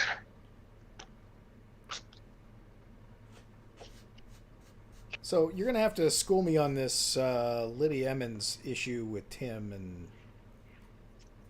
because Well, it wasn't Tim. It was Tim was very angry on his first video this morning about drama and bringing his name into it. It's very salty this morning. Well, it's the Eliza Blue thing still. Well, it's the Eliza Blue thing. It's the Libby Emmons thing with whatever this dude's name was. Something youngin. Greg, Gary, Jerry.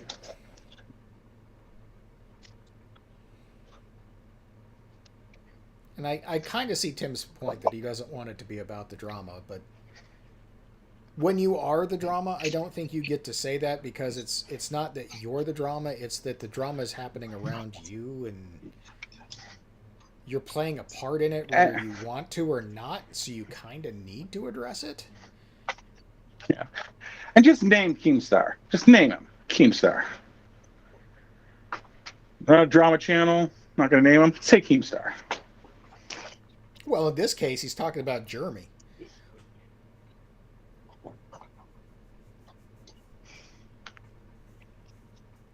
And I'm not a huge fan of Jeremy, but I kind of have to say in this case, he's kind of right. No, like, all right, here's the thing, and it bothers the shit out of me. These people don't understand what trafficking is. And it's upsetting to the degree in which they don't understand how trafficking works. No defense of Eliza Blue. Not saying she was or wasn't trafficked, and apparently she has some really shit takes on pubescent teenagers doing the deed and their willingness to do it. But a traffic victim can be independent of the trafficker and still be beholden to the trafficker. It can seem like they are pushing to have themselves become famous on their own level, but it is 100% at the behest of the trafficker. You can seem really willing to have sex with somebody and it still be forced by the trafficker for it to occur.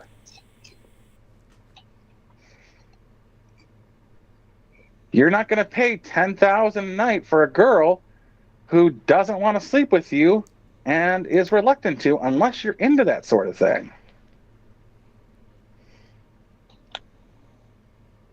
But they're so naive to the situation that they're pointing at Eliza Blue and her willingness to be in a rap video, and it's like, that could be Eliza or that could be her traffickers. You don't fucking know, and there's no reason you should be talking about it because you don't know. Well, that's kind of the point, especially when it comes to Eliza. There's a lot of things that don't add up, that don't make sense, and when you ask for clarification, you get blocked, banned, shut down, and then, bad things said about you at the same time. So, no, I'm going to go out on a limb and say, while you might be correct, I'll say it like I said it last week. Now is the time to come clean. Now is the time to lay it out on the line. Do that now. Do it immediately. And the people who are on your side, if what you're saying is true, will absolutely still be on your side. If it's not true, you got some splaining to do, and then you will probably lose a significant portion, but you could still come out ahead. So do it now. Because if you don't, it's all negative.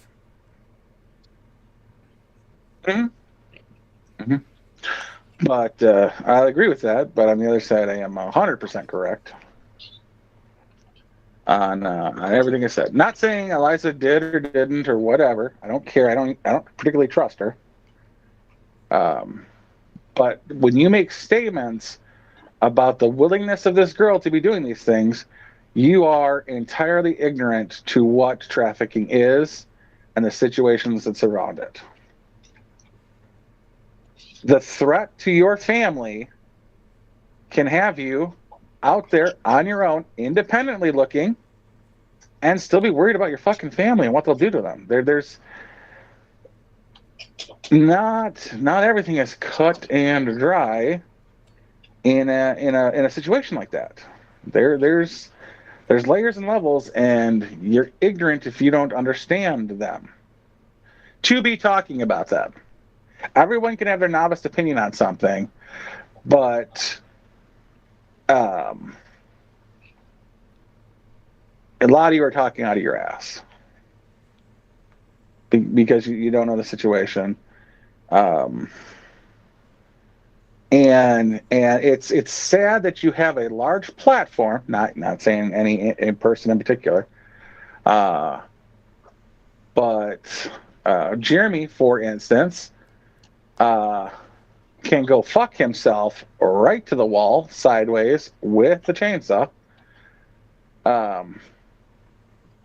Because that dude is such a coward. He was punched so hard he fled a state by a manlet with pink nail polish.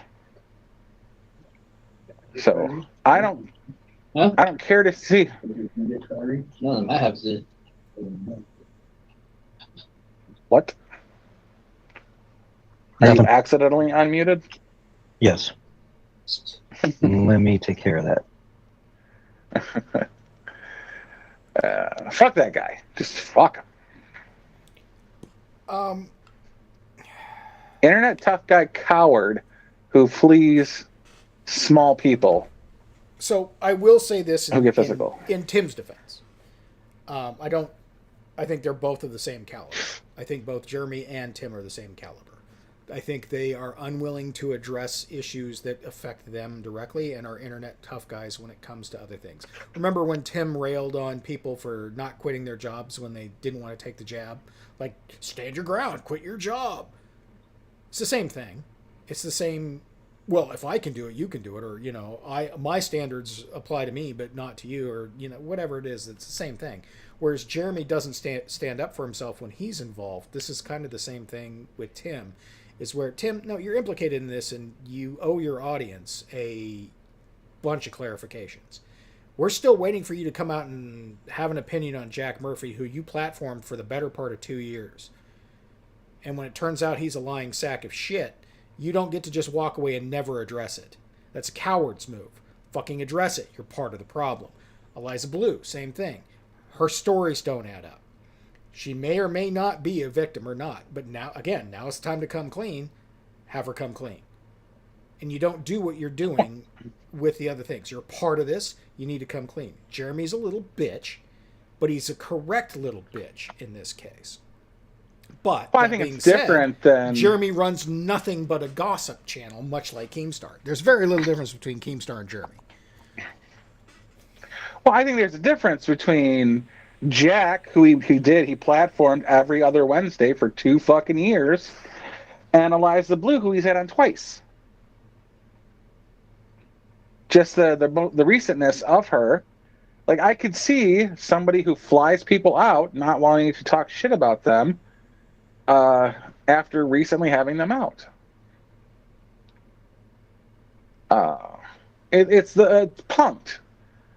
Punk'd was a fake show in which the celebrities knew they were being punked because it would cause animosity between them and the stars if they were made to look like fools without being in on the joke. Which is sadly why they couldn't do it with some stars, because they're terrible actors. Well, what gets me is, okay, so before we get any further down that road, let's take a look at what Tim has done here recently, besides having Eliza Blue on. Yes, he had Eliza Blue on recently. You know who else he has had on recently? He had the Krasenstein brothers on recently. And he is bad-mouthing them almost every show since. Almost every single one. He bad-mouths the Krasensteins, who did come out. He flew them out. He put them on his show. He's willing to bad-mouth them, but won't touch Eliza? Come on. Bullshit.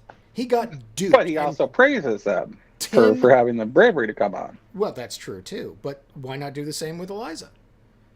Same thing. I think that she might be doing good work, but her story doesn't add up. Let's figure out her story, because it's the same thing. You can have respect for Krasensteins, even though you disagree with them, which Tim claims he does, but obviously doesn't when he badmouths them every chance he gets. Now, you play that tape back and play it for Eliza, and you get mum's the word. You roll that tape back and you play it for Jack Murphy. Mum's the word. What do those two things have in common? Tim got duped by both of them, and Tim doesn't like being wrong. Writing on the situation. Say what you want, but people want to appease their boss. So to keep it mum until it's printed. Some people might call that ethics. Not me, but I bet you we never see that story. It's a fair bet.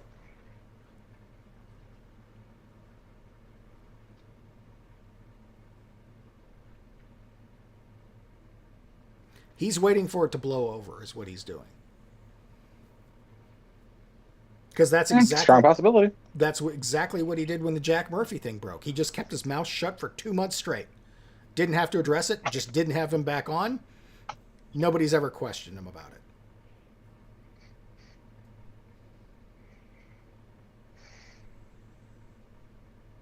Don't worry, gang. We'll get to the bottom of this. And then mention nothing else.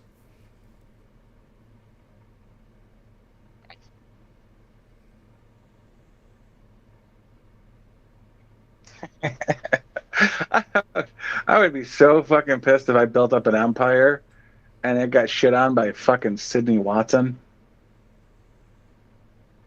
Like, say what you want about Kamala, but she was taken out by a decent fucking opponent in Tulsi Gabbard. But yeah, Tulsi Gabbard. To just Howard Dean yourself. Yeah, pretty much. But yeah, I mean, Tulsi Gabbard is no longer in politics or in the government at all, and Kamala's the vice president. Yeah, in the Biden administration. Right. But it's an interesting turn of events. That's all I'm saying. And yeah, you're right. Sydney Watson of all people, just because she wasn't paying attention to the chats. But on the other hand, if she had paid attention to the chats and protected Jack Murphy, we would still be duped, right?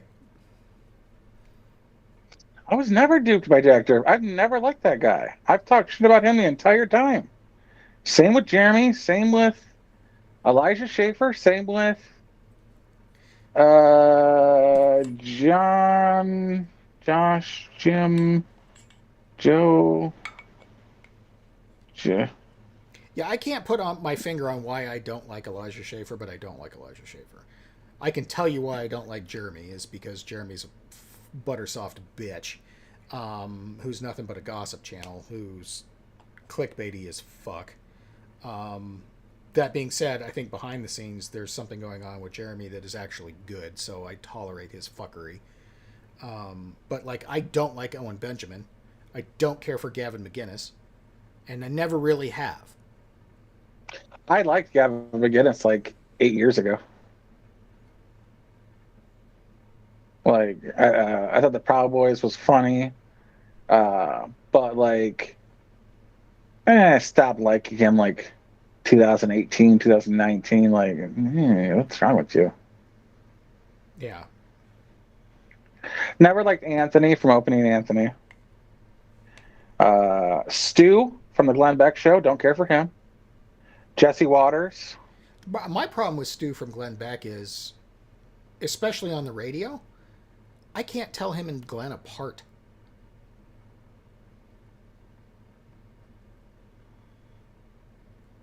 Their voices? Yeah. They sound identical to me.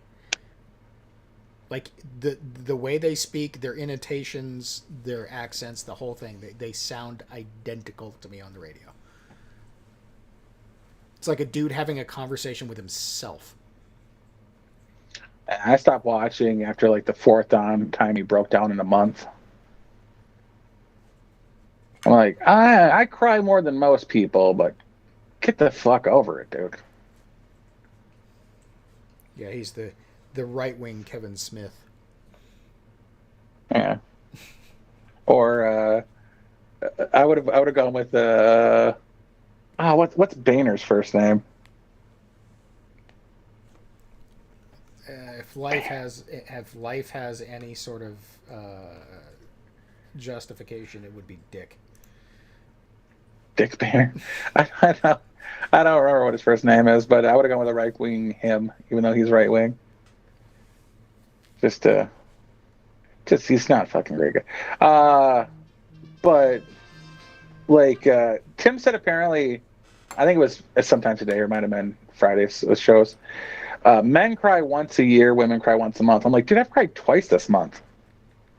I cried at a fucking it was on Instagram, and a dog was it was cold out, and this dog, a pack of dogs, and he pushed this rabbit up a hill to help him get up the frozen hill.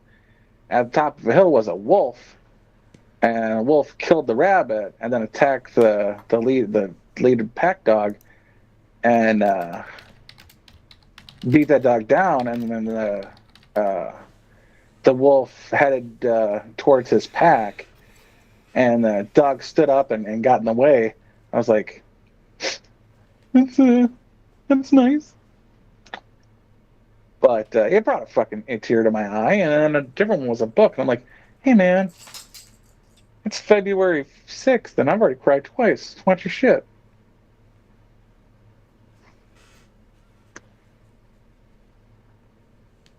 It was the music. Goddamn music. It'll get you. Those inside dust storms will get you too. You know, watch out for those. So I've been commenting like really sweet things, like a soldier coming home or something like that, and like what they film this on. This is hard to watch. I can tell because my eyes are sweaty.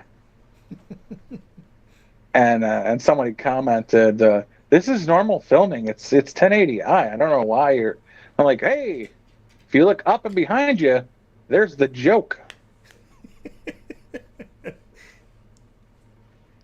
And then somebody commented something kind of like me, and I'm like, hey, sometimes it's the person's first day on the internet. Play nice. And the dude, he's like, oh, I didn't think that was I'm sorry, man. It just didn't come off that way. I thought it was an honest complaint. I'm like, no, dude. No, it's, I was saying, like, everyone else is like, sat on my keys. I'm like, no, I fucking cried because it was fucking beautiful.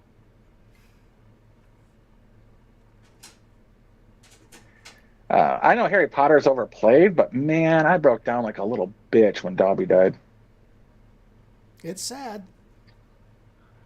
Like, I get invested into Kevin Costner and his dad in Field of Dreams having a game of catch. Yep. Fucking bald. Like, I used to play catch with my dad. I know what that fucking shit's like. Mm-hmm. Speaking of, do you want to talk about Costner and Yellowstone? I've not seen Oh, he's not coming back? I haven't seen it either, but everyone fucking raves about it, but I haven't seen Squid Game. It's a good show. You should watch it. Squid Game. I don't have Paramount Plus. You want my login? I'll give it to you. Hey, Just tell us what it is right now. Send it in chat. No, I'm just. I mean, I'll see what else on Paramount Plus before I say no, but I just can't binge it with Not much. They got Comedy Central. If you like anything off of there, like classic stuff. Chappelle Show. I desperately wanted to put this thing in. I fucking love the Chappelle Show with the Black Klansman. By far, some like the greatest writing. So what is? He's just not coming back for the next season? I guess they're replacing him with Matthew McConaughey too. So it's not going to be the same storyline. There's no way they can do that. Like, I could see like him needing to go off and be fucking governor or something, and to have his brother come in and run the farm and just cut the fucking governoring. Right? He's a governor, right? Wasn't that a thing? Yeah. Because I saw a clip in which he sits down with a cabinet and he throws out a nerd or something. So, yeah, that. So I saw another clip where he pardoned a cute girl to house arrest at his house. Yeah, that's the latest episode or no season. Oh, okay. And I was like, no, it couldn't have been that soon. But he and his like his staff manager was like, that's shit you don't do. But yeah, get out before it goes bad. Like, I'm gonna put the link to the article in the chat. Well, just tell us the fucking story. He's just not showing up. Does he not have love for it anymore? It's a conflict of it's a conflict of filming with another movie he's trying to do. Oh, understandable. Like he's an actor. By the sound of it, they're going to do another spinoff, like 1883 and 1923, but it's going to be Matthew McConaughey playing this part, or playing something like his part. I don't know. Not really sure. Well, you know what I say to that. Kevin. All right. Well,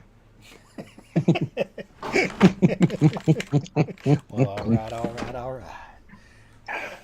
You know, he did that in Texas Chainsaw Massacre 3. And I'm like, no! That's not an homage! Yeah. That's like Cuba Gooding Jr. in a bank heist saying, show me the money. That's not an homage!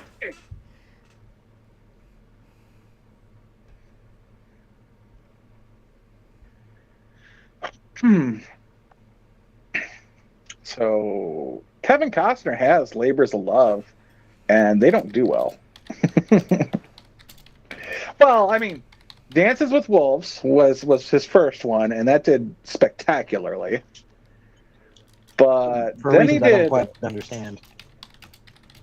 Dances with Wolves is a great film. Go fuck yourself. But then he did. I don't, not in particular order, but The Postman was another labor of love. Terrible. And Waterworld, also terrible.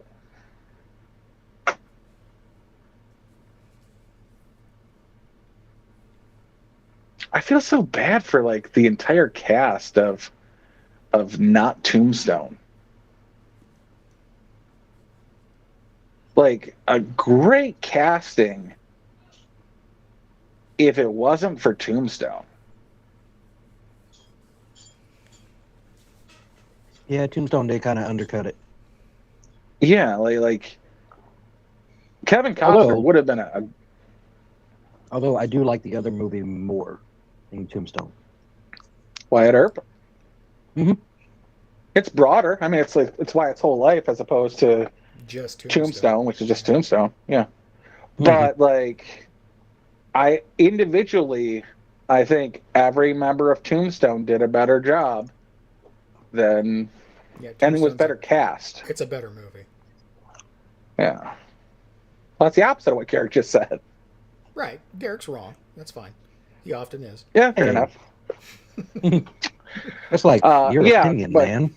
It's like your opinion, man. that movie is overrated. I love it, but that movie is overrated. But like, who played Virgil on? Is that Michael Madsen? That's a good question. No, who's Virgil on Wyatt Earp? Like you can't beat Sam Elliott. And Morgan was fucking Johnny Cage, which would have been a good role for him if it wasn't for. Wait, which brother? Who Morgan? was up again? Morgan's the youngest. Well, which one are you asking Morgan's about? The older one, isn't he? No, Virgil's the oldest. Then Virgil's Wyatt. Then Morgan. Yeah. Virgil was Michael Madsen. And then Lindsay. Ashby. What? No. Never mind. Ashby? Ebsby? Anyway, he played Morgan. And Lyndon. Sorry. Ashby. Lyndon, not Lindsay, sorry. And Dennis Quaid did a great job as Doc Holliday. Unfortunately, like Jack Nicholson did a great job as the Joker. I didn't have any problems. I can't point to a single thing. I was like, "Fuck you, Jack Nicholson, you did it wrong." But Heath Ledger was just on another level of the Joker. Yep. And that was Val Kilmer in Tombstone. It was just a different level. No slighting Dennis Quaid, whom I love to death, as the pilot in Inner Space. No, yeah. No, I was thinking of who he played in. I can't think of who he played in G.I. Joe, which was a Stephen Sommers movie. But yeah, just that. Damn, and just so close yet so far. The best Powers Coen Booth movie is Ballad of Buster Scruggs. I haven't seen it. I don't know if it's the best, but it's damn good. I mean, The Big Lebowski is arguably. It surprised the shit out of me. I'll say that much.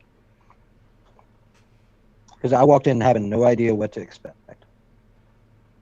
I haven't seen it. It'll actually make you like James Franco. I don't think that's possible. Watch it. I don't know. It worked on me.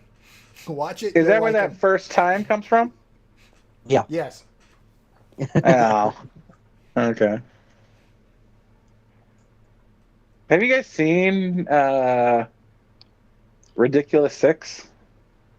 Uh-uh. No. Oh god, there's a hanging scene with Taylor Lautner, I think is his name. He's the wolf in Twilight. Yeah, Taylor Lautner. sounds right. The guy Taylor from something. the you mean the werewolf from the Twilight series? Yeah, Okay. he plays this half-retarded Indian son. Basically, the Ridiculous Six is the father of one of the guys, is the father of all of the guys, and he just went around the West having babies. And like, I think the dad needed help, or I don't remember the fucking story. Anyway, Taylor Lautner is, he beefed up for the role, and he's still a little beefy. And they hang him, and his neck muscles are so thick, he doesn't strangle to death, and he just starts swinging around the hangman's noose like a fucking jackass. I'm like, who thought this would have been funny, Adam Sandler? This is terrible. But he fucking committed. There's a school of thought that says you don't go full retard. He didn't like that school, apparently.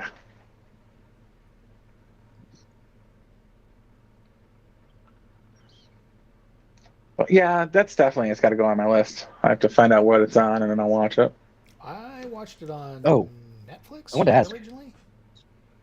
Speaking of lists, what do you think he's going to think of The Fugitive? I like U.S. Marshals better than The Fugitive.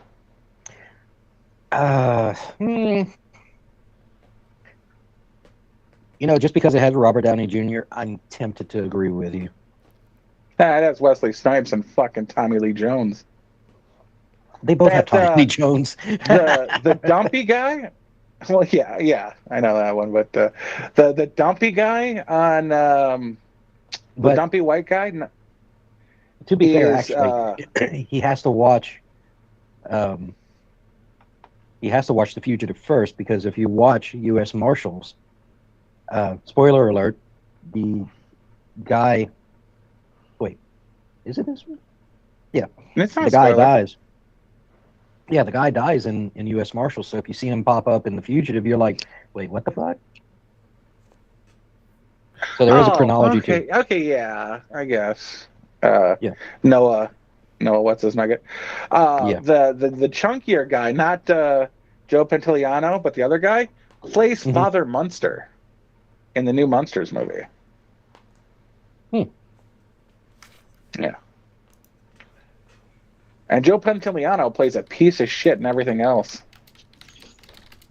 Except for Bad Boys, where he's the captain, and it's just very ineffectual. Oh, that was funny. You PowerPoint, you keep point. Woosah. You stress points, Captain.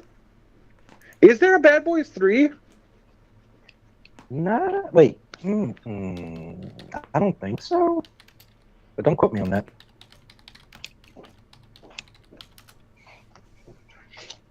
Bad Boys sucked.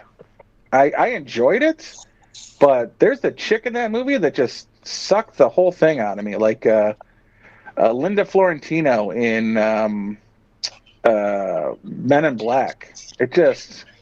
Oh, yeah. Just, you suck. Terrible actor. Damsels in Distress should be seen and not heard.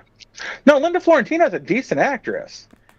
And that other chick wasn't a bad actress. She was just annoying as shit. But it's she like doesn't putting know how to kids not play in... herself is my problem. Because she sounded just like herself in Dogma.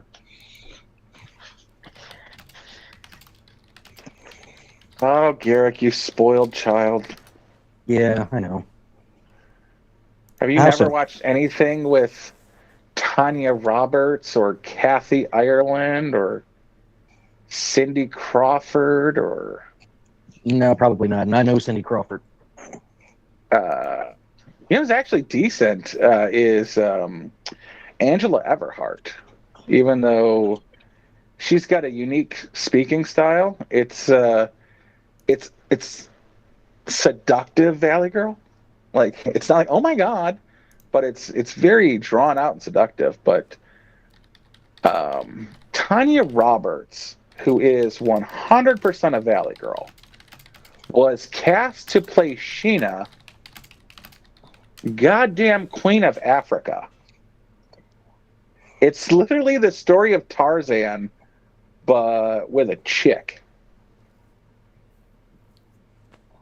And she, apparently in Africa, there is a valley. And she came from that valley. We still never answered my question. What do you think he's going to think of The Fugitive? It's a good movie. Tommy Lee Jones is a very unattractive, beautiful man. He's a manly man. I enjoy it. Well, yeah, he is, but like he's not good looking, but like it could be like him and Scarlett Johansson, and at some point they kiss and they'd be like, yeah, makes sense. Tommy Lee Jones. He's got that pull, but he's not a good looking guy. Like it's not about being good looking. He's a leader. He's got the voice. He's got the quick whipping, voice of the leader. It's like, you got shit to do, get it done. Here you go. He plays such a fucking dick in Under Siege with Steven Seagal, but he's like one of the most enjoyable bad guys to watch. Him, Alan Rickman, Jeremy Irons, Bruce Payne, Julian Sands. There is Michael Madsen. There is a quality to these people in their shittiness that is still appealing, I guess would be the word for it, or not so much attractive as attracting. Like there's a pull, a charisma, je ne sais quoi. But there's not a lot of bad guys that can pull that off. Funnily enough, one of the better ones, and he's not even a good actor, is Edge from the WWE. I hated that guy for 3 years before I realized, like, oh, he's a fucking actor. Then I saw him on a TV show, and he's a terrible actor.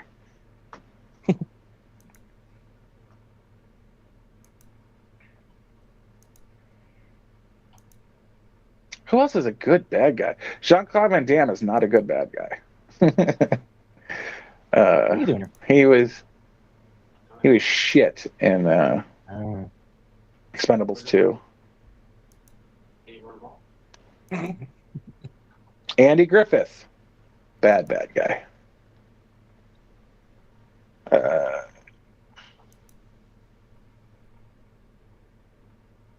else is a bad guy?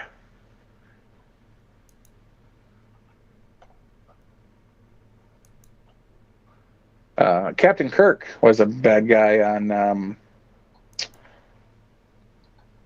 Lethal Weapon or Loaded Weapon, or wait, I give Spy Hard and Loaded Weapon. They had two great bad guys, but I can't think of. One was Andy Griffith, and the other was Captain Kirk. Can't think of his name. But they were both terrible. Loaded Weapon also had Kathy Ireland. Also terrible.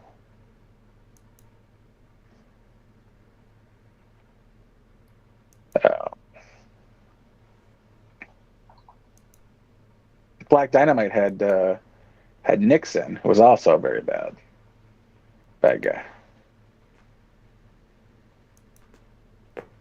Machete had Jeff Fahey. And he's been a better bad guy before. He was in Lawnmower Man as the bad guy. Or the good guy. Somebody guy. He was the bad guy, wasn't he? Steven? Wherever you are.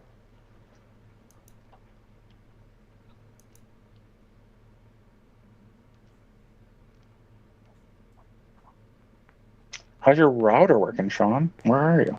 I'm here. It's working.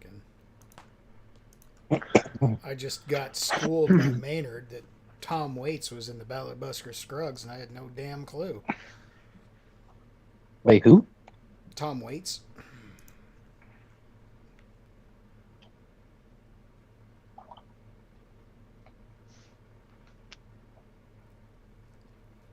I saw a clip, so I know Clancy Brown's in it for a minute. Yep.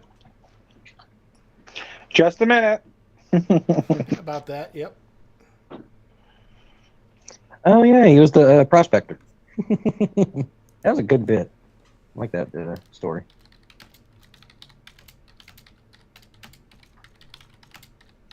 Did they fuck up his teeth?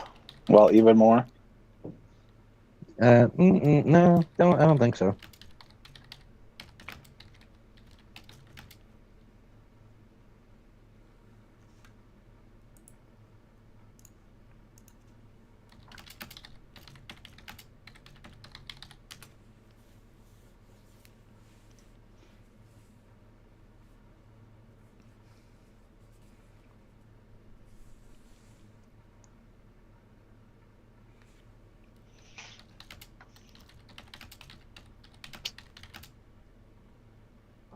There's a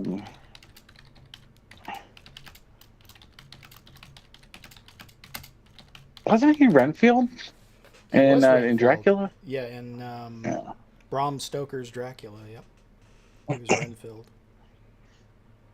Are they making a movie about that? They're making a movie about Renfield. Yeah.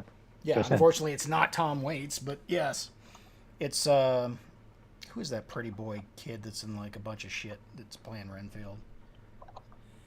Nicholas. Nick something. Nick Cage. Yeah. Nick Cage too, but no, Nick. He played Nick Beast in. Yeah, Nicholas Holt. Ooh. When is that coming out?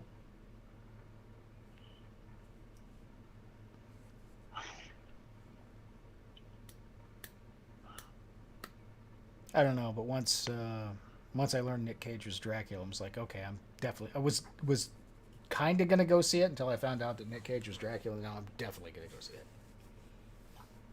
You still haven't seen Pig. I know. I need to get that rectified.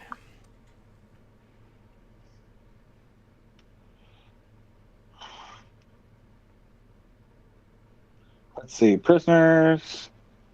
I'll tell you the one skit in Ballad of Buster Scruggs that fucked me up was the one with Harry Melling from Harry Potter. The one with Liam Neeson? Yeah. Yeah. That fucked me in the head hard. Yeah, that's a rough one. Mm.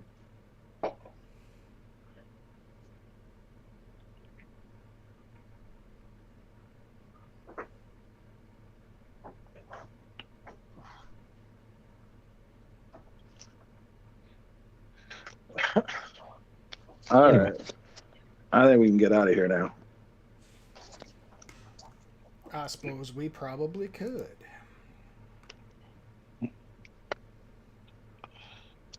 All right. Good night, everybody. Good night, everybody. Good night, everybody.